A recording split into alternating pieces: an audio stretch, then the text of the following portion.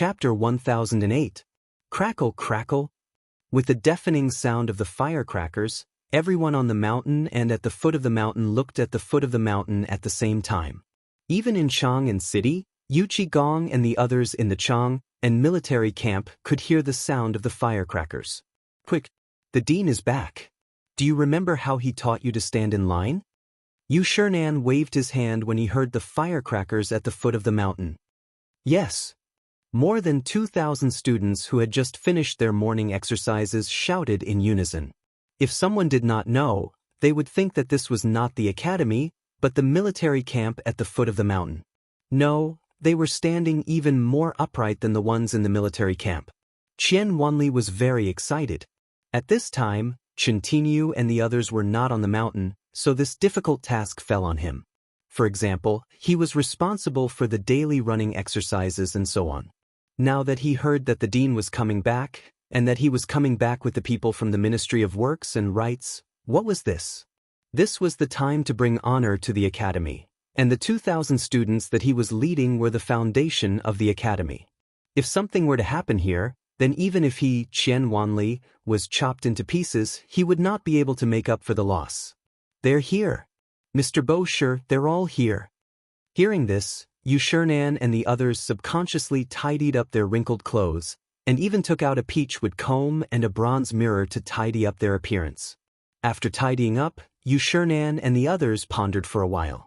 At this time, it was not appropriate for them to wait at the mountain gate. After all, they were great Confucians, and those people, although having official titles, had to salute them when they saw them. At this time, that's not right. Yu Shinan punched his palm with his right fist, looked behind him, and then looked at the foot of the mountain and said, Qian Wanli, tell everyone to go to the school field and wait. Is everything ready? Mr. Bosher, everything is ready. Just wait for the dean to come back. Good. Go. Hearing this, Qian Wanli performed a modern standard military salute. Then, using the hand signals of the traffic police, he directed the groups of students to follow him in an orderly manner. They jogged all the way to the field. The playground was naturally the huge basketball court between the teaching building and the dormitory area of the academy. That place was too big. It didn't feel crowded at all even though there were more than 2,000 people standing there. Below the teaching building of White Deer College, 3 statues were being dealt with. In the middle was a statue of Confucius, and on both sides were statues of Mencius and Lao Tzu. In the middle of the square, there was an open book carved with the disciple rules engraved on it. On the side of the stone carving was the handwriting of the 4 deans of White Deer College. It was called meticulous calligraphy. This was the first time they had seen such characters. However, they had heard from Zhang Feng that these characters were simplified Chinese characters, which were more concise and clear. As for the actions of Qian Wanli and the others, was there even a need to mention it? They were all the products of Zhang Feng's training. Gloriously, it was said that this would help with the management of military-style teaching. In the beginning, everyone was so happy that they wanted to die. This was especially so when Zhang Feng left the academy to participate in the mid-autumn hunt. Almost the entire academy did nothing but focus on training these characters. In the past 7 days, the results were obvious. At the very least, those who objected had shut their mouths. It seemed that even Mr. Exin Ben, who loved to nitpick, was full of praise for this method. At this moment, below the 3 statues of the teaching building, there was a high platform made of cement and bricks. On the high platform, fruits, tea, and other items had already been placed. After Yu Shinan and the others sat down, Ouyang Sun frowned when he saw the basketball racks. He wanted to say something, but in the end, he kept his mouth shut. There was a reason why they had to choose this place out of all the other places. This type of teaching building was unique even in the Tang dynasty. In addition, with such a novel and innovative campus facility, it was also the time to show the strength of White Deer College. At this moment, Cheng Chumo once again urged the horses to go around the entrance of the mountain and the campus to pass on the latest information. When Cheng Chumo finally appeared, behind Yu Shinan and the others, Zhang Feng and the others had already appeared, sitting on poles as they slowly walked over. Seeing this, Yu Shinan waved his hand. Qian Wanli, who could not wait any longer, immediately shouted, "Everyone look to the right." Whoosh! A chorus of voices rang out. More than 2,000 students present instantly turned around. The sound of the soles of their feet rubbing against the cement floor instantly exploded into a loud noise. Salute! At this moment, looking at the students of White Deer College standing upright and thinking of the strange actions of the White Deer College students during the mid-autumn hunt, everyone who came to visit was stunned by this spectacular scene. Chapter 1009. Lu Hongwen finally regained his senses after much difficulty. Looking at the movements of more than 2,000 students, including the movements of raising their hands and placing them at the corners of their eyes and eyebrows, and the fact that they were all of similar height, he could not help but feel a little shocked. Thinking about it, as the top institution of learning in the Tang dynasty, how many students did the Imperial College have? Putting aside the fact that these more than 2,000 people were trained for a short period of time, just this feat alone was enough to make people admire them. His Imperial College had less than 200 people in total, and all of them had high standards. Even if he, Lu Hongwen, had to wait for 2 hours to give them a lecture personally. But here? Yu Shernan waved his hand. The person who looked like a student roared. These people all made the same choice at the same time. What the hell? It was simply. Zhang Feng smiled slightly and gestured for the sedan bearers to lower the poles. He returned a military salute to Qian Wanli and shouted loudly, "Students, you've worked hard. Teacher, you've worked hard. You've served the people." Zhang Feng was very satisfied. When he left, he was really not sure if this military-style teaching could achieve any results by the time he returned. Therefore, when he returned to the academy, he asked Chen Tiniu to report to the academy first. But who would have thought that it would really look like a real thing?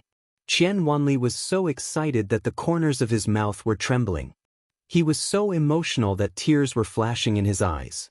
He shouted somewhat hoarsely, "All the students and teachers, a total of 2,731 people, are all present. Teacher, please inspect them." Good. Zhang Feng nodded. Then, he turned around and looked at the shocked faces of the few people. He coughed, smiled, and made a gesture of invitation. He said, "Lord Qian, Lord Heath, Lord Sun, Dean Lu, and Dean Ong, would you do me the honor of giving us a lecture?" It was only at this point that the 5 people reacted. Lecture? Wasn't this King nonsense? Was there a need for a lecture? This brat was clearly putting on a show for them. Ahem, President Zhang, you are really good at educating people. Lord He laughed and said again, "These 2,000 people must have been trained since the opening of the mountain gate, right? I didn't expect that President Zhang not only created such a miraculous dish like braised meat with white paper, but also managed the academy so well." No, Lord He, you're wrong. Zhang Feng sighed and said, "Actually, I only taught a few disciples when I had nothing to do. This kid is called Qian Wanli.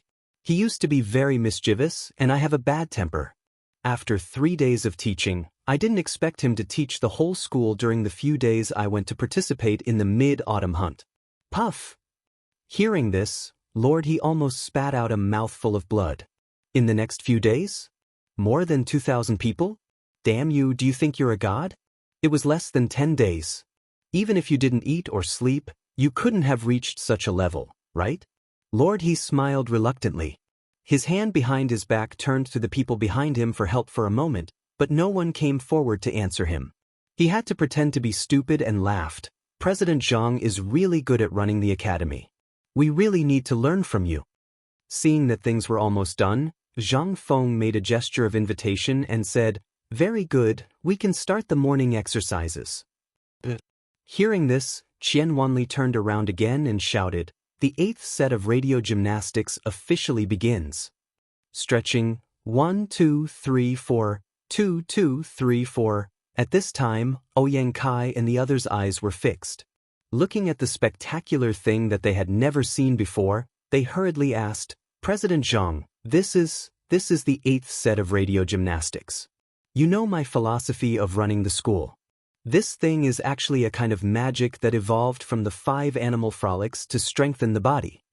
Without waiting for them to take their seats, Lu Hongwen, who reacted, pulled Zhang Feng and said, "Brother Zhang, "President Zhang, can I have a word with you?" At this time, they had already walked in front of Yu Shinan. It was not good for them to say anything. They hurriedly greeted Yu Shinan and the others, and then sat down on both sides with heavy hearts. At this time, Zhang Feng was very comfortable. He winked at Yu Shinan and the others, and they couldn't help laughing heartily. Then Yu Shinan pointed to the audience and said, "It's the first time you've come to the academy. Later, old man will prepare a public class. Please give me some advice." Hearing this, the corners of their mouths twitched. Ouyang Kai and the others could only pretend that they didn't hear it.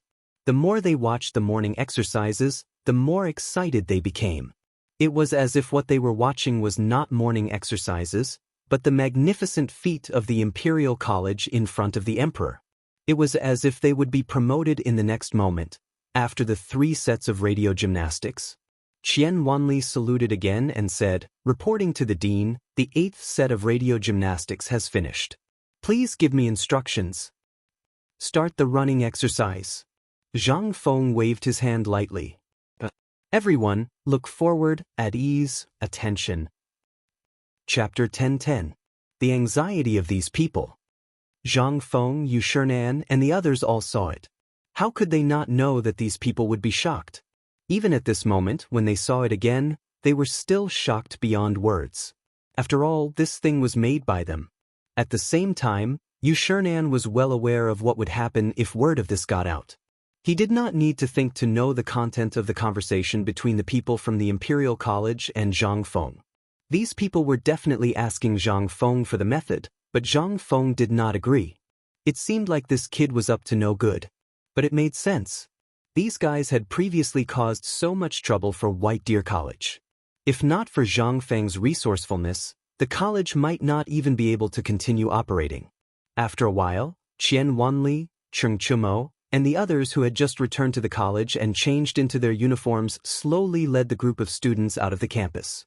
Their orderly footsteps sounded like the galloping of thousands of soldiers and horses. It was a spectacular sight. At this moment, as the students slowly walked away, Lu Hongwen and the others could not help but stand up. They watched as these people left, still unable to react. Seeing this, Zhang Feng exchanged glances with Yu Shinan and the others again. They took the bait. "Everyone, it's time for dinner. Old man has prepared some wine, please come with us." Yu Shinan said with a smile. When everyone heard this, who would dare to disobey? They hurriedly thanked him and followed Yu Shinan and the others. They hung around with mixed feelings. Zhang Feng also took the opportunity to introduce the construction of the college, the technology building, the activity room, and so on. In any case, he described everything as awesome, especially the basketball. In the end, Zhang Feng and Lord Qian from the Ministry of Works laughed and hugged each other, calling each other brothers. No one knew what they were talking about. Although Ouyang Sun did not like it and felt that it was a disgrace to the educated. Although that was what he said, when he saw Zhang Feng and that person's behavior, he could faintly feel that there was something fishy going on. Yu Shinan secretly patted Ouyang Sun's shoulder and signaled him to ignore it. Ouyang Sun shook his head and walked towards the cafeteria. The most important place in the White Deer Academy, other than the confidential information room and the teacher's office, would be the canteen. Just as Zhang Feng had said, food was the most important thing in the White Deer Academy. If one couldn't even enjoy their meals in a carefree environment, how would they be able to enjoy their meals? The cafeteria was on the first floor of the dormitory building. Although the dormitory building was not ready, the cafeteria on the first floor was ready first. After all, they had eaten outdoor meals for more than a month. The students on the mountain complained incessantly. The newly built cafeteria was designed according to the university cafeteria of the 21st century. It was divided into 2 floors. The first floor was for students, but the second floor was awesome. There were stir-fried dishes and small private rooms.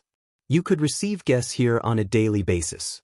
Even if you were a student, as long as you had a meal ticket issued by the college, you could come here to spend money. As for money, sorry, we won't accept it. I don't know. At this moment, in a private room on the second floor, a dazzling array of specialty products were piled up on the table. After the hosts and guests sat down, Ouyang Kai hurriedly stood up and said to Ouyang Sun, "Mr. X and Ben, do you remember? I don't know." Without waiting for him to finish, Ouyang Sun directly interrupted Ouyang Kai. He really did know this person. Although his surname was also Ouyang, they had nothing to do with each other. Now that he said that, Ouyang Kai could only smile and raise his wine cup. "I am Hongwen Guan's chancellor and also the dean. Ouyang Kai is also here. Today's visit was a little rushed. Another day, I will bring gifts to apologize. I hope the 4 teachers can forgive me." Ouyang Sun ignored him and continued to drink. Seeing this, Chu Suiliang laughed and raised his wine cup. "Today, White Deer College did not take care of you well. I hope everyone can forgive me." After a series of superficial pleasantries, everyone fell into the trap. Now that Zhang Yuyao and Jing Shu were gone, everyone was more relaxed. After all, it was not appropriate to have women in this kind of situation. After 3 rounds of wine and 5 dishes, especially the pig feast on the table, as well as the 3 beggars' chickens and the big geese, everyone had a rich aftertaste. After the meal, it was time to talk about business. Lord He glanced around and then discussed something with Lord Qian and another official from the Ministry of Rites whose name he did not know, as well as Lu Hongwen and Ouyang Kai. At this moment, Yu Shernan said faintly, "Since you still have things to talk about, old man and the others will not disturb you. As for other things, the old man and the others can't make the decision. Therefore, everything depends on President Zhang's decision." While speaking, Yu Shernan and the others slowly walked out of the private room with their hands behind their backs. Until now, Ouyang Kai and the others were completely relaxed. They looked at each other and raised their wine glasses, saying, "President Zhang, Brother Zhang, we don't know each other until we fight. Now there are only 4 academies in Chang'an City. We should be united and fight for the rise of the Tang dynasty together." After the 2 of them spoke a lot of nonsense passionately, the atmosphere changed. Their faces turned bitter as they said, "But after seeing Brother Zhang's academy and thinking about our academy, it's just like, alas. Brother Zhang, let's not beat around the bush. We also know that you like to be straightforward. In this case, let's be frank. Can you give up these things of your academy?" Hearing this, Zhang Feng cracked his mouth and smiled. It's reasonable to say that all academies in the world are descendants of Confucius and Mencius. But as you have seen, my academy is small, and I'm suffering here. Chapter 10-11. Hearing this, the 5 of them couldn't help but be vigilant. But they also saw this thing, and it was indeed the academy. Whether it was the dining hall that was brighter than their extra bedroom, the unconventional teaching building, or the cement, all of them were things that they coveted.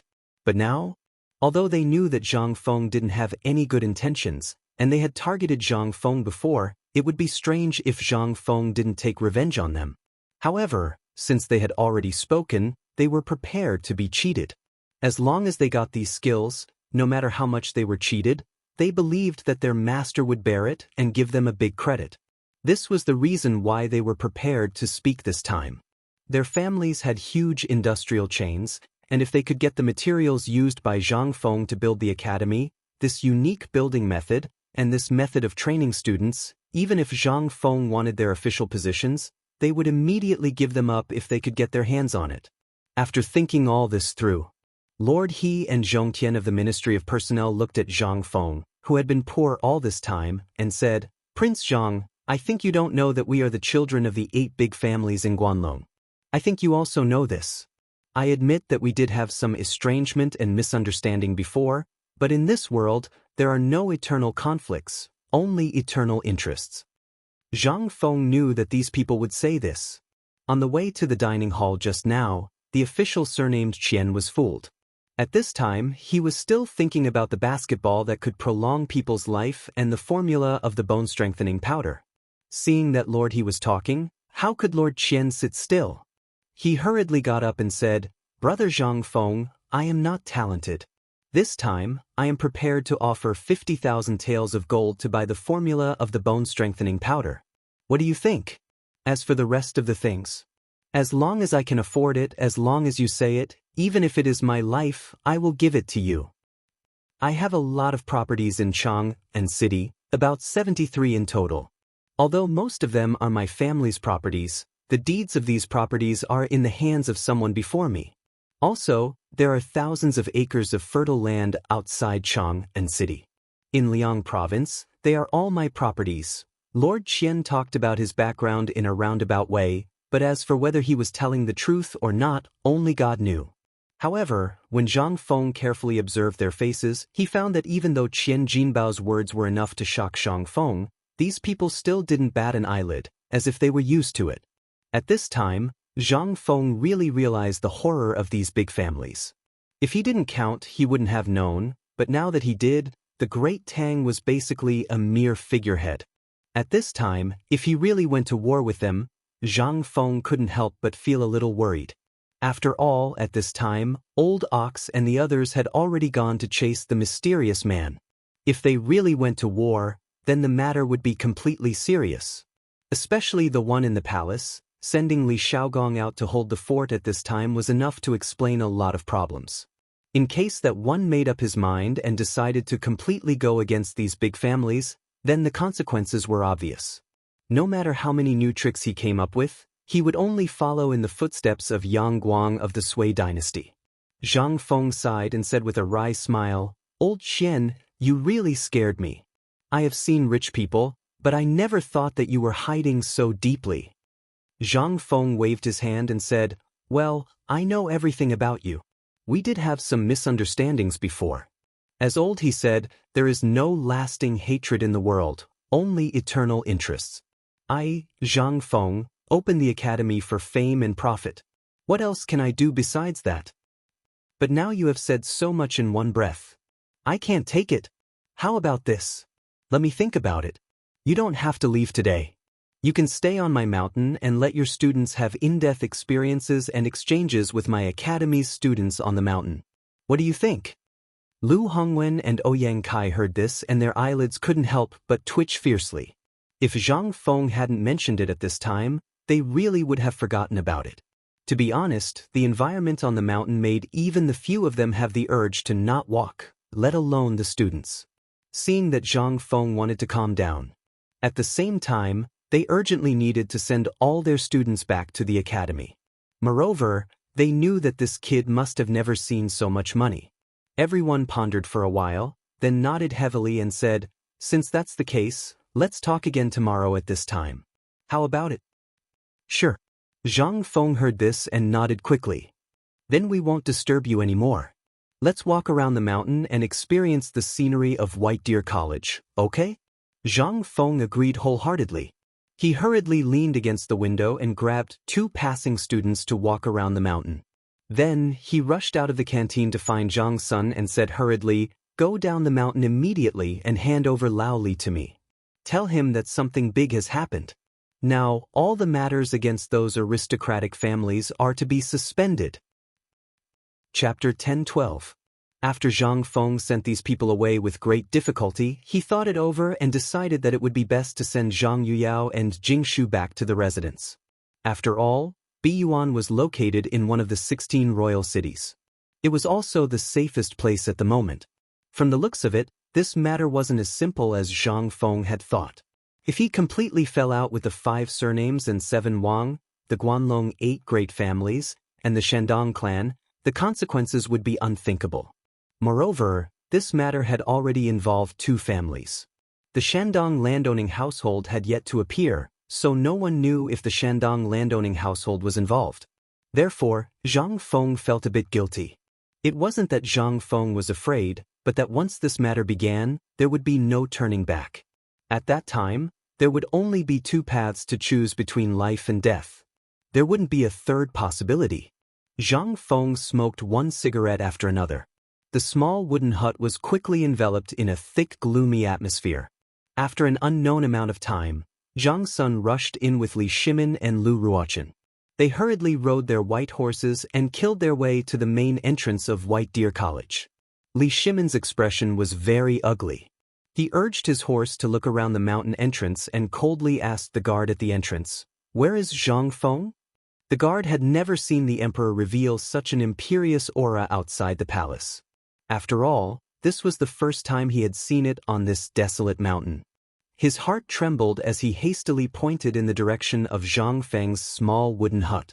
Li Shimin urged his horse on and didn't care about anything else as he charged straight for the door of the small wooden hut. The galloping white horse was rather docile. Just as it was about to crash into the small wooden hut, Li Shimin pulled on the reins. The white horse raised its head to the sky and neighed. Then it snorted and spun around on the ground. Only then did Li Shimin jump off the horse's back. Although this white horse was selected from tens of thousands of horses after a strict screening by the people in the palace, according to the appearance of the white horse that Li Shimin had beheaded at the bank of the Wei River. Although it was still not as brave as Li Shimin's white horse, it was good that this horse was docile. Just like Li Shimin at this moment, Li Shimin was very fond of her. Even though Li Shimin was already standing at the door of Zhang Feng's cabin, the white horse still rubbed against Li Shimin's sleeve, as if asking if he should wait here. Li Shimin stroked the white horse's mane, then looked at Chungchumo and said, "No one is allowed to enter the cabin within 10 steps of it." After giving the order, Li Shimin took a deep breath and entered the cabin. As soon as he entered the cabin, Li Shimin frowned slightly. Looking at the smoke and fog in the cabin, he suppressed his anger and went in. As soon as he entered, Zhang Feng saw Li Shimin. He pointed to the stool next to him and asked, "Why are you only here now?" Li Shimin was a little speechless. After receiving Chungchumo's message, he suspended all the government affairs and rushed over without stopping. He even rode the white horse all the way from the palace. He also heard something from Zhang Feng's words and hurriedly asked, "What happened? Do you know what those people promised me today?" Zhang Feng's expression was solemn, and he stopped fooling around. He looked at Li Shimin and asked. Li Shimin frowned and said, "It's nothing more than those gold, silver, jewelry, rare treasures, and the like. What else can they have?" Zhang Feng nodded and then shook his head. "In fact, they didn't promise me anything today. They just gave me a list, especially the guy's surname Qian. Do you know that his family has more than 70 branches in Chang and city, and these are just the shops, not including other houses and the like. Moreover, they are just in the area of Liang province." From what he said, it seems that all the properties in Liang province belong to his family. And outside Chang and city, there seems to be thousands of acres of fertile land. Do you know what this means? Li Shimin's face couldn't help but become gloomy in an instant. He had been very vigilant about the Guanlong 8 families and the people of the 5 surnames and 7 Wangs. He was so vigilant that he would personally ask about them every time. But even so, he still couldn't imagine that these people actually had so many properties in Chang and city. If the Guanlong 8 families were like this, then what about the other 7 families? What about the people of the 5 surnames and 7 Wangs? What about the people in Shandong? In that case, how many properties in Chang and city belonged to individual investors? Li Shimin couldn't help but change his expression again. At this time, he also thought of many things, especially what Zhang Feng just said. He even thought about it to the extent that Zhang Feng couldn't imagine. After all, he had dealt with these families more times than Zhang Feng, so he definitely knew more inside stories than Zhang Feng. At this time, Li Shimin turned to ask Zhang Feng, "Fengzi, what do you think about this matter? I heard from Tai Niu and Chong Zi that when you confronted the people of the Imperial College and the Red Pavilion during the mid-autumn hunt, did you find a person hiding nearby? Did you see who this person was? Or did you remember his appearance?" Chapter 11:13. Zhang Feng smiled bitterly and said, "I just vaguely felt a pair of cold eyes staring at me from behind like a poisonous snake. However, this feeling was very subtle. I just subconsciously turned my head to look for him. By chance, I saw that person's back and that person disappeared. Then, Li Xiaogong from the Ministry of Personnel, Lord Li, and Old Chen chased after him at the same time. I don't know what happened after that, but I think this matter should have something to do with the people of the Taiyuan Wang clan." When Li Shimin heard this, his intuition told him that this matter seemed to be a little strange. He asked, "Then do you think this person could be someone else? For example, the farmer who grazes in the mountains, the child, or the people of the Shandong gentry?" Before he finished speaking, Li Shimin felt a little ridiculous. Before the mid-autumn hunt, he had already contacted the local officials. The local officials would also send out all the notices a month before the autumn hunt began. They would also conduct a search of the entire area before the mid-autumn hunt began. Under normal circumstances, the location of the mid-autumn hunt could only be determined 3 days before the mid-autumn hunt, or on the same day. On one hand, this could play a role in protecting the public. On the other hand, it was to ensure the order of the autumn hunt. However, Li Shimin heard that there were still many onlookers at the scene. Although they were standing far away, what did this mean? This meant that this matter was uncertain. If the people of the Taiyuan Wang clan were here, they definitely knew that they would definitely be watched this time. Moreover, as one of the 5 clans and 7 watches, if they could come, it meant that they already knew everything. As one of the 4 gods of war of the Tang dynasty, Niu Jinda would be watched by countless people at any time and place. At this time, when Li Shimin sent him to Nantian County, there would definitely be countless people staring at Niu Jinda. When he sent Niu Jinda here, he wanted to let him intimidate these people. However, even with that being the case, the people from the Taiyuan Wang clan still came. However, Li Shimin felt that this time, it was very likely that they had come to get close to Zhang Feng. It was very likely that they didn't know there was a coal mine here, but they wanted to find out what Niu Jinda was doing. As long as they arrived, they would definitely know that the mid-autumn hunt was being held here. But even so, as long as they had the slightest bit of intelligence, they would never do something so stupid as to alert the enemy. Then, who was the culprit behind this? Li Shimin could not help but feel dizzy. There were many uncertain factors in this. If only one of them made sense, he would let it go. However, the more he investigated, the more he found out. The more people were involved, the more chaotic it became. Before this, he had already made corresponding arrangements in the palace. Especially before Zhang Sun arrived, he had already received the news about what happened in Lantian County and the fact that Li Shaogong and Qing Yaojin were searching for the mysterious man. Li Shimin had already sent 5,000 elites from the Chang and military camp to Lantian County. He swore that he must find the mysterious man and try to get something out of him. However, less than the time it took to brew a cup of tea after his secret order was sent out, Zhang Sunchong brought him a piece of extremely shocking news. Zhang Feng actually asked him to stop dealing with Guan Long, the 5 surnames and 7 Wangs, and the Shandong aristocrats. He even directly treated the incident in Lantian County as if it had never happened. Li Shimin really did not understand what Zhang Feng was thinking. He even mistakenly thought that Zhang Feng had reconciled with the people of Hongwen and the Imperial College. However, at this time, it seemed that it was not so simple. Just from the fact that Zhang Feng mentioned the industries managed by the Ministry of Personnel Affairs, Li Shimin felt the seriousness of the matter. He immediately denied the possibility that the Wang clan of Taiyuan was involved. If it was not the Wang clan of Tang, then who was it? The more Li Shimin thought about it, the more he felt his head hurt. After smoking 5 cigarettes in a row, Li Shimin asked somewhat annoyed. "Frenzy, what do you think we should do now? We can't keep hanging like this.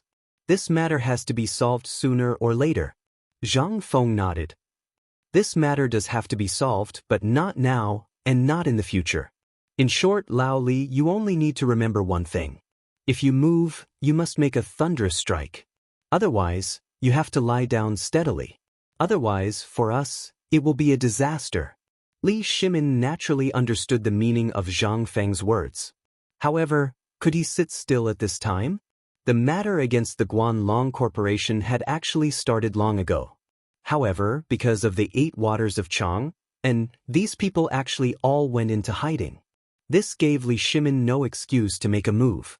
However, at this time, when he finally found an excuse to make a move, this, just let them go like this? Li Shimin was not willing to accept this. Zhang Feng also saw Li Shimin's unwillingness. He smiled faintly and said, "Actually, you should be able to understand that I called you up the mountain today. You should be able to guess that I have already thought of a way to deal with these people." Li Shimin heard this and instantly understood. "You scared me. Since you know, you should have told me earlier. You made me worry for a long time. Tell me, what are your plans?" Zhang Feng smiled and said, "I don't have any plans. However, I have a brilliant plan now. Now they are not interested in my bone-strengthening powder and my paper-making technique. Anyway, in short, they are interested in all the things that I, Zhang Feng, have made now. Do you think I will let them go easily? Chapter 11:14. Hearing this, Li Shimin's eyes flashed with an unconcealable murderous intent. However, Zhang Feng hurriedly waved his hand and said, Lao Li, don't worry. You know these things will spread in the Tang dynasty sooner or later. I'm still thinking about how to speed up the spread of this thing, especially this basketball thing. It's difficult to spread this thing with only our family, but if these big families do it for us, think about it. Zhang Feng looked at Li Shimin with a smile. Seeing that Li Shimin was silent, he laughed and said, although all our plans are very good at this time, there are also great risks. For example, what if these people make a bad move? What should we do? Haven't you seen the key point that they haven't made a move yet? Li Shimin stood up with a swoosh sound. His eyes revealed a contemplative look as he muttered to himself, You're saying that this autumn hunt is actually a warning to you? If you don't take the bait, they will? Zhang Feng nodded with appreciation. I only used one trick to beat them at their own game. While speaking, Zhang Feng laughed heartily. Old Li, you're a businessman. Think about it. One day you offend someone. Someone brings a group of people to mess with your business, and they do it every day. They even stab you in the back and make you feel disgusted. What would you do? Li Shimin nodded with a gloomy face, but he still said with some uncertainty, Doesn't that mean that everything we do now will become a wedding dress and benefit those people? This was something Li Shimin didn't want to see. Once it happened, Li Shimin would dare to strangle all these things in the cradle at all costs, even if he really went to war with these three families at this time. This was Li Shimin's bottom line. He couldn't break through. However, Zhang Feng slowly said, Lao Li, don't worry. I have a solution for this. Think about my winemaking technique. Although I was tricked by you last time, we are brothers, so I'm not afraid. But even so, I still have a trick up my sleeve. Maybe you haven't realized it yet, but there is still a final step to the winemaking technique I gave you. Is it stuck in my hand? Zhang Feng laughed complacently. Li Shimin's eyes slightly moved, but he still forced a smile and said, Actually, I've already thought about this matter, but as you said, we're brothers, so we don't care. You should know that in this world, a person's heart is always like a snake trying to swallow an elephant. Today, he has obtained what you have, but tomorrow he will want what you have. Especially the Guanlong 8 great clans, as well as the 5 surnames and 7 hopes. Otherwise, how do you think they have managed to survive all these years? Why does the current emperor want to deal with them? And to put it bluntly, do you think Lao Li has a good life because of me? In fact, I've been targeted by them for a long time. Otherwise, what do you think I've been busy with during this time? In fact, I've been busy with these things. Li Shimin casually made up a lie. Combining the lie with the truth, he mixed his thoughts and brought them out. However, Li Shimin was right about one thing. That was, the history of the Guanlong group and the 5 surnames and 7 hopes was really a bit despicable. Once, for a gold mine, the Wang clan even slaughtered an entire village overnight. Even though he was extremely angry at that time, he could only grit his teeth and endure it, because at that time, he was still unable to compete with them. But now, it was different. The door of water trade had been opened. The water trade that basically belonged to the imperial court had been completed, even if they were in a deadlock with them at this time. That would not paralyze the economy of the Tang dynasty at this time, but it would still have a certain impact. For example, at this time, the outside world was uncertain. This was something that Li Shimin had some concerns about. If they were going to attack Zhang Feng at this time, Li Shimin would never sit back and do nothing. After all, Zhang Feng had developed this kind of invincible weapon at this time. What was Li Shimin afraid of? Moreover, he also knew that once the invincible weapon in Zhang Feng's hands was leaked, it would bring terrible consequences to the Tang dynasty. Therefore, Li Shimin, at this time, you would rather fight to the death than let this thing fall into the hands of others. If he waited for another month and the firearms mentioned by Zhang Feng were produced, Li Shimin would dare to drive all the aristocratic forces out of the Tang dynasty in half a year. Moreover, he would be able to make those dishonest Turks and other countries around the Tang dynasty obediently stay at home. He could even fight on 2 or even 3 fronts at the same time. This was Li Shimin's confidence. His confidence came from the invincible spear and the invincible shield. Although he was not sure about the power of the firearms at this time, Li Shimin also had some expectations for the weapons that Zhang Feng praised so much. However, this expectation was not strong. After all, according to Li Shimin's way of thinking, fighting on 2 fronts was nothing more than a battle of strength and strength, as well as the range of arrows and so on. Chapter 11:15. As long as he had Zhang Feng's steel, Li Shimin could raise the combat effectiveness of the already powerful Tang dynasty soldiers to another level. However, while Li Shimin was indulging in his imagination, Zhang Feng said, "In fact, what you said is also possible, but the premise is that those people are waiting for us to do it. Those people are just waiting for us to deal with them. Otherwise, do you think they're fools? Do you think they'll just wait for us to come knocking on their door to harvest leeks?" Hearing this, Li Shimin couldn't help but feel a chill in his heart. He sighed and said, "Then tell me, what are your plans?" Zhang Feng smiled mysteriously. "Actually, I've already told you about it. It's just like liquor. It's a new business model." Business is business again. Li Shimin was speechless. His previous lie had caused Zhang Feng to think that he was a businessman. Although Li Shimin had accepted the idea of running a country through business, and the Tang dynasty was basically running in this way, he still felt uncomfortable. Although he felt a little speechless, he still listened to Zhang Feng patiently. Zhang Feng continued, "In fact, I have already discussed this new business model in advance. For example, the hotels of White Deer College in Chang." Li Shimin was slightly surprised. Are you talking about the Chang and hotel?" Zhang Feng nodded. "In fact, this is a business model. Think about it.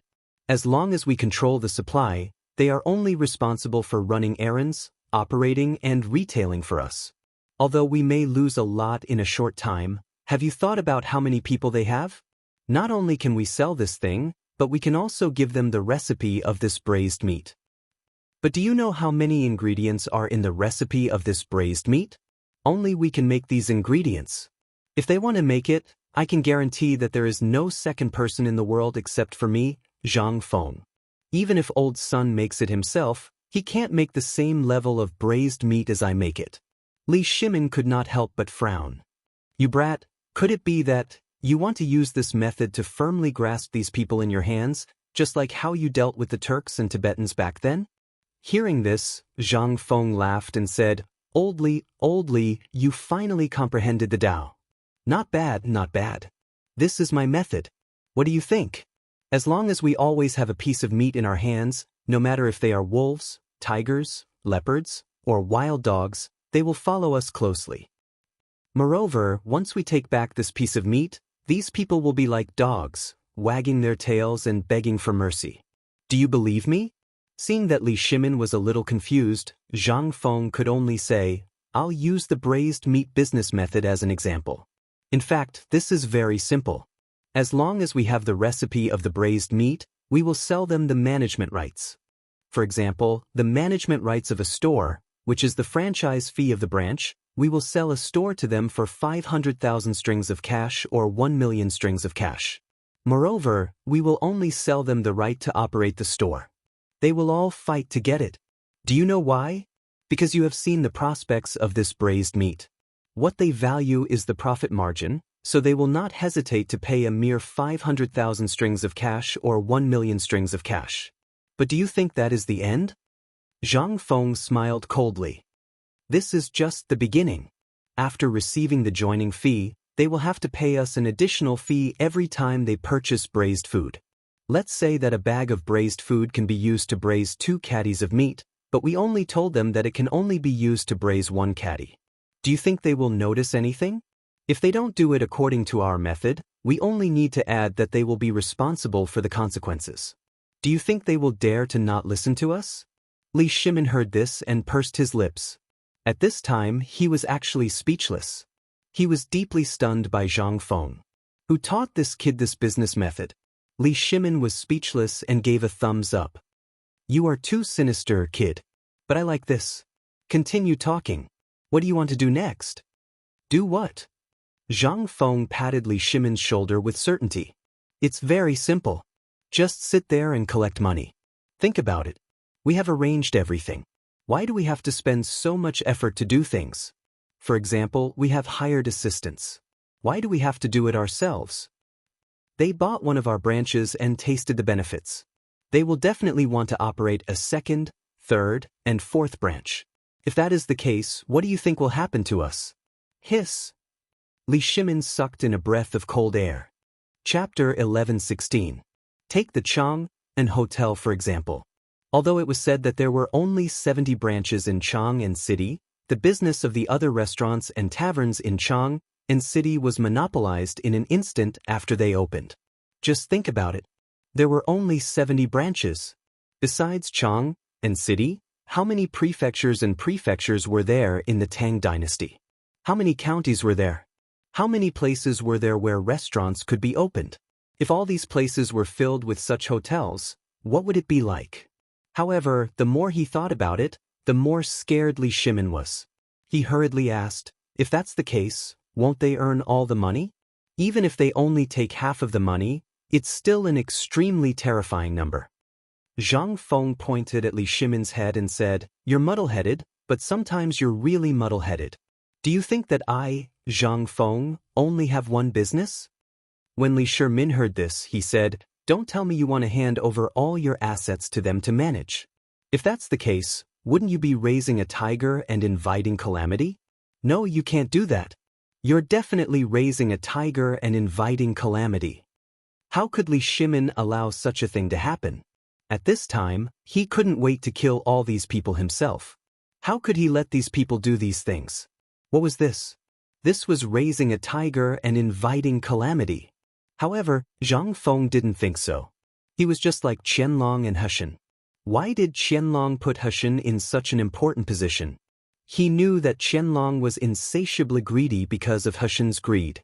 Zhang Feng once saw the most classic scene in the TV series. It was when Qianlong Emperor entered the prison to visit Ji Xiaolan and said, the more greedy a person is, the more he wants to get more. Because he has a goal, that is, greed. The premise of his greed is that he can get it from you. If he can get it from you continuously, then he will try his best to do things for you. What did Qianlong do in such a cycle? He only did one thing. That was to give He Jin a hard time and beat him up. He arranged for Ji Xiaolan to be by his side. There was another sentence that Zhang Feng remembered very clearly. Heshen fell and Jiaqing was full. This was also an invisible boss gift that Emperor Qianlong left for Emperor Jiaqing. Qianlong Emperor couldn't bear to do anything to He Jin because he was merciful. After all, he had followed him for his entire life. There was no merit, but there was hard work. Moreover, a lot of the dirty work was done by He Jin. After all, He Jin didn't do anything that he particularly hated. But what about the 5 families and 7 Wangs and the Guanlong family? At this moment, the emperor wished he could drink their blood. Zhang Feng explained everything he knew to Li Shimin in detail, especially the matter between Qianlong and He Jin. He explained it to Li Shimin in a different way. Lao Li, I once saw a fragment in an unofficial history. There was once a king of the state of Qi. The only thing he did in his life was to raise 2 people. One of them was surnamed He, and his name was Heshen. He was a scholar official of the current dynasty. He was very greedy, but he was very capable. Every time the Qi emperor gave him a task, he would always think of a way to get it done, especially if it was related to money. King Qi also thinks highly of that person. However, there is another scholar official in between. That scholar official's name is Ji Xiaolan. That scholar official is incomparably honest and incorruptible, but he abhors the insatiable Lord He. There was once when Lord Ji reprimanded King Qi for using corrupt officials in court. King Qi flew into a rage and locked him up in prison. When King Qi visited him in the middle of the night, he said something to Lord Ji, how to write the official title of an official and the meaning behind it. With Zhang Feng's explanation, Li Shimin finally understood. He couldn't help but think of the policy Zhang Feng had formulated to deal with Tubo. Thinking about it carefully, Li Shimin seemed to have misled him. Li Shimin said with some admiration, fortunately, I have you. Otherwise, I really don't know how to resolve this matter. You know, when I was notified, I was almost ready to report this matter to the Lord Zhangsun. I even began to deploy. I took in all the servants in Chang and the surrounding industries, as well as the guards I had recently taken in. Almost 2,000 people. I was prepared to capture this mysterious person and the person behind this mysterious person. Thinking about it now, I really did have some impulse. Li Shimin shook his head and smiled bitterly. Zhang Feng laughed and said, "Now do you understand why I'm doing this? In fact, sometimes, the way of business can also be regarded as the way of national policy. Today, Lord Qian told me something. It was also because of this that I was enlightened. He said that there are no eternal enemies in this world, only eternal interests. You know, if we wholeheartedly think about their money, when our textile factory, rubber factory, tin boat, and iron wheelbarrow all start operating, we won't even consider this. In addition, you have seen the new construction methods of White Deer College on Shao Mountain, as well as the cement and other things.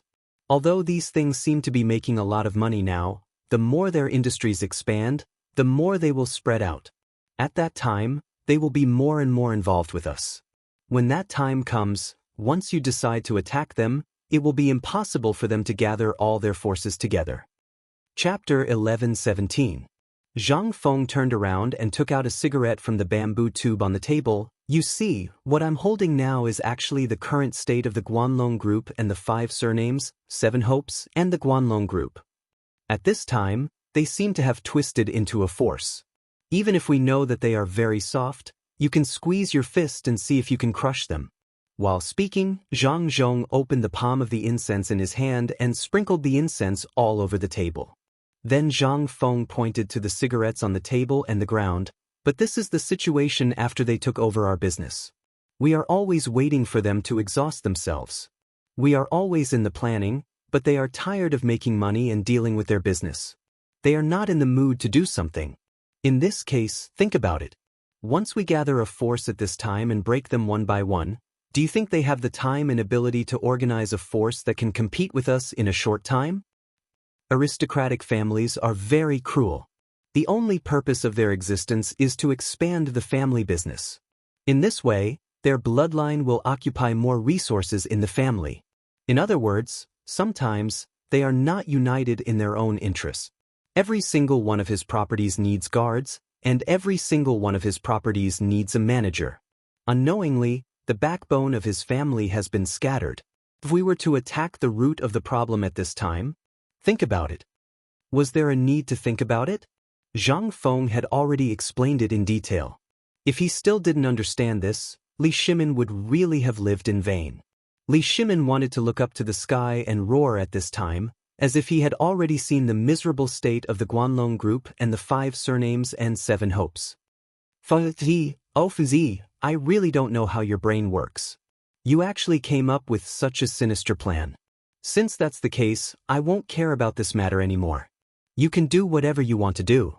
But remember, you have me behind you, and I have Lord Zhangsun behind me. You should know very well who is behind Lord Zhangsun, because that person hates these clans more than any of us." Li Shimin left in the same hurry as when he came. It was just that when he came, his face was very gloomy, but when he left, his face was brimming with an unstoppable smile. No one knew what was going on with him. Even Zhangsun Chong acted like a monk. He rubbed his head and looked in the direction Li Shimin had left, then looked at Zhang Feng's hut. In the end, he mumbled something to himself and left. Nothing happened that night. Early the next morning, Cheng Chumo hurriedly came to Zhang Feng's cabin. Feng Zi, get up, something's wrong."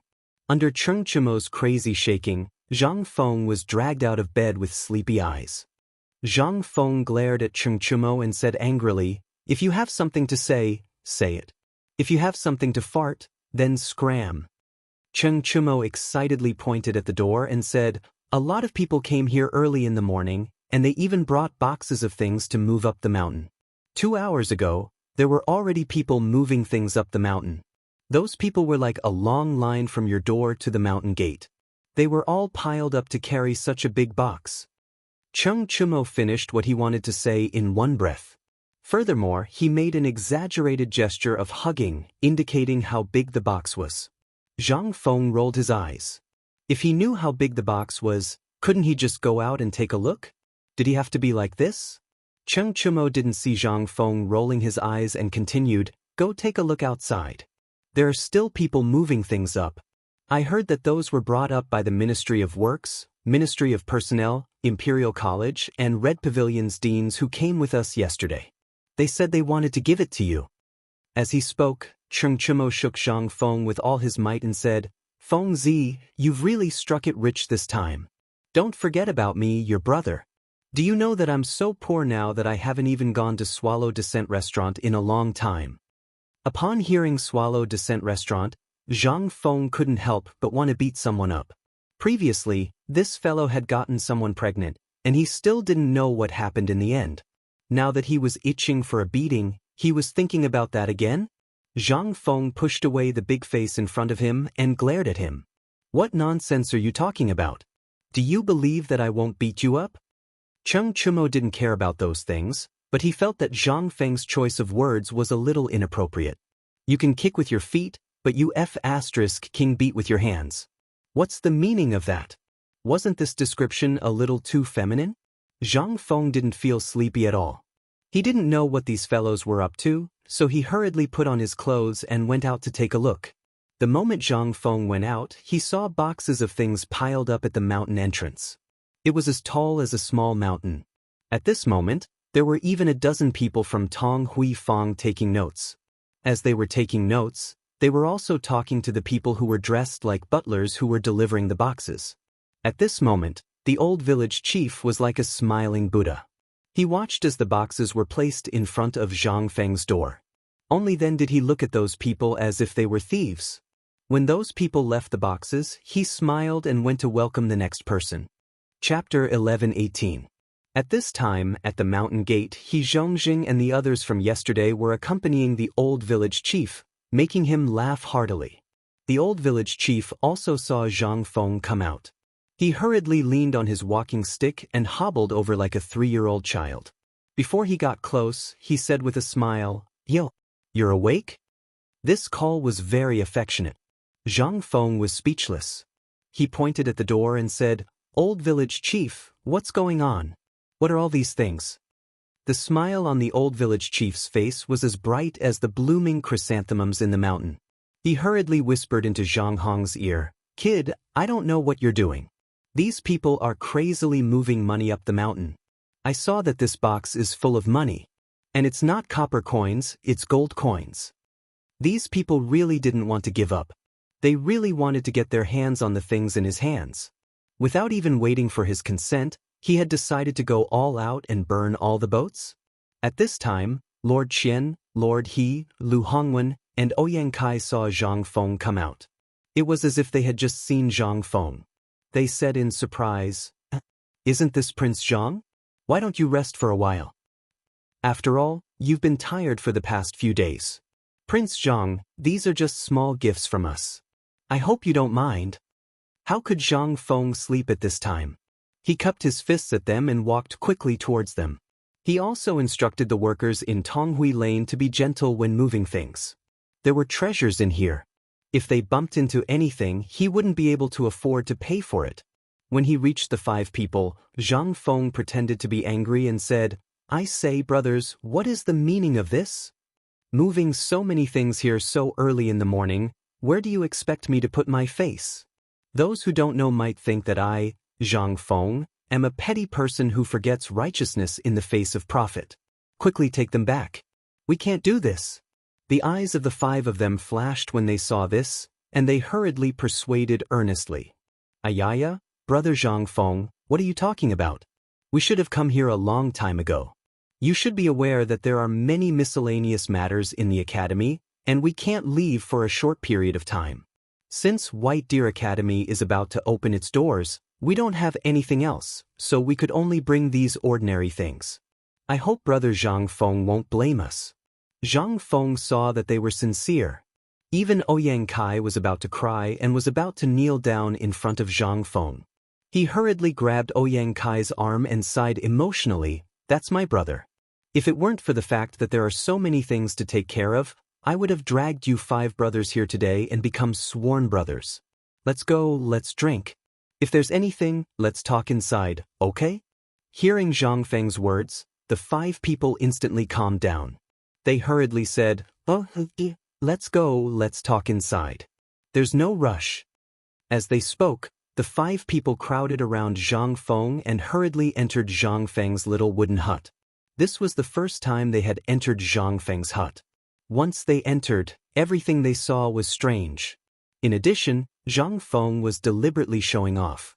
As soon as they entered, he gave out handfuls of cigarettes to the 5 of them as if they were free. Although the 5 of them had seen these cigarettes before and heard of their reputation, this was the first time they had smoked to their heart's content. After all, these things were too expensive. The most important thing was that these things were in Chang'an City. No matter how rich you were, you might not be able to buy them. Although they were coughing non-stop at this moment, they still grinned and exclaimed repeatedly, "Good stuff, this is the real good stuff." Hearing this, Zhang Feng slapped his thigh. "What kind of good stuff is this? These are all cheap things. You brothers probably haven't drunk the wine I brewed myself. Today, I'll let you brothers have a good eye-opener." While speaking, Zhang Feng smiled mysteriously and quickly closed the door. Then he ran to his bedroom. The 5 people's eyes lit up when they heard this. They hurriedly stared at Zhang Feng. After a while, Zhang Feng looked very distressed as he took out a jar of wine covered with dust. The wine jar was not big. It seemed to be able to hold 2 caddies of wine. They looked at each other, not knowing what Zhang Feng was up to. Zhang Feng took out a few exquisite glass cups from the drawer. The cups were not big, only the size of a walnut. Then, he carefully opened the mud seal on the wine jar. In an instant, the strong smell of wine made the 5 people's nostrils twitch uncontrollably. He Zhongjing asked in surprise, "Brother Zhang Feng, what kind of good wine is this? Why haven't we drunk it before?" Zhang Feng smiled as he poured the wine. "This is not something good. This is the white wine I brewed at home when I had nothing to do. I hope the 5 brothers can taste it. I wanted to give some to you brothers, but time is tight and I don't have time to brew it. There is only 1 jar left from the previous stock. When I brew it in the future, I will personally give some to you brothers. Let's not talk about this anymore. Let's have a drink first. I can guarantee that you won't be able to drink it anywhere else in the world except here. As long as you can drink it, it must have come from me, Zhang Feng. There's no doubt about it." Chapter 11:19. Seeing how amazing Zhang Feng's description was, they were also interested. Although they were criticizing Zhang Feng for being so stingy in their hearts, they still held the wine cup in their hands as if it was a treasure and tasted it. However, the moment they tasted it, they felt as if there was a flaming knife in their throats, going straight into their stomachs along with their intestines.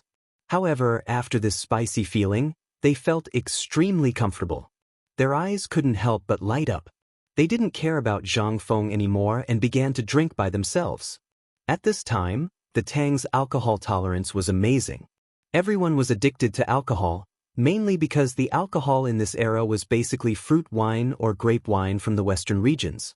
The alcohol content of the wine was almost negligible, and it was almost the same as fermented glutinous rice. However, when they accidentally drank such spicy white wine, although their faces and ears were red from singing, the 5 of them stared at the small jar of wine on the table with burning eyes after thinking about it. Seeing this, Zhang Feng asked, "How is this wine?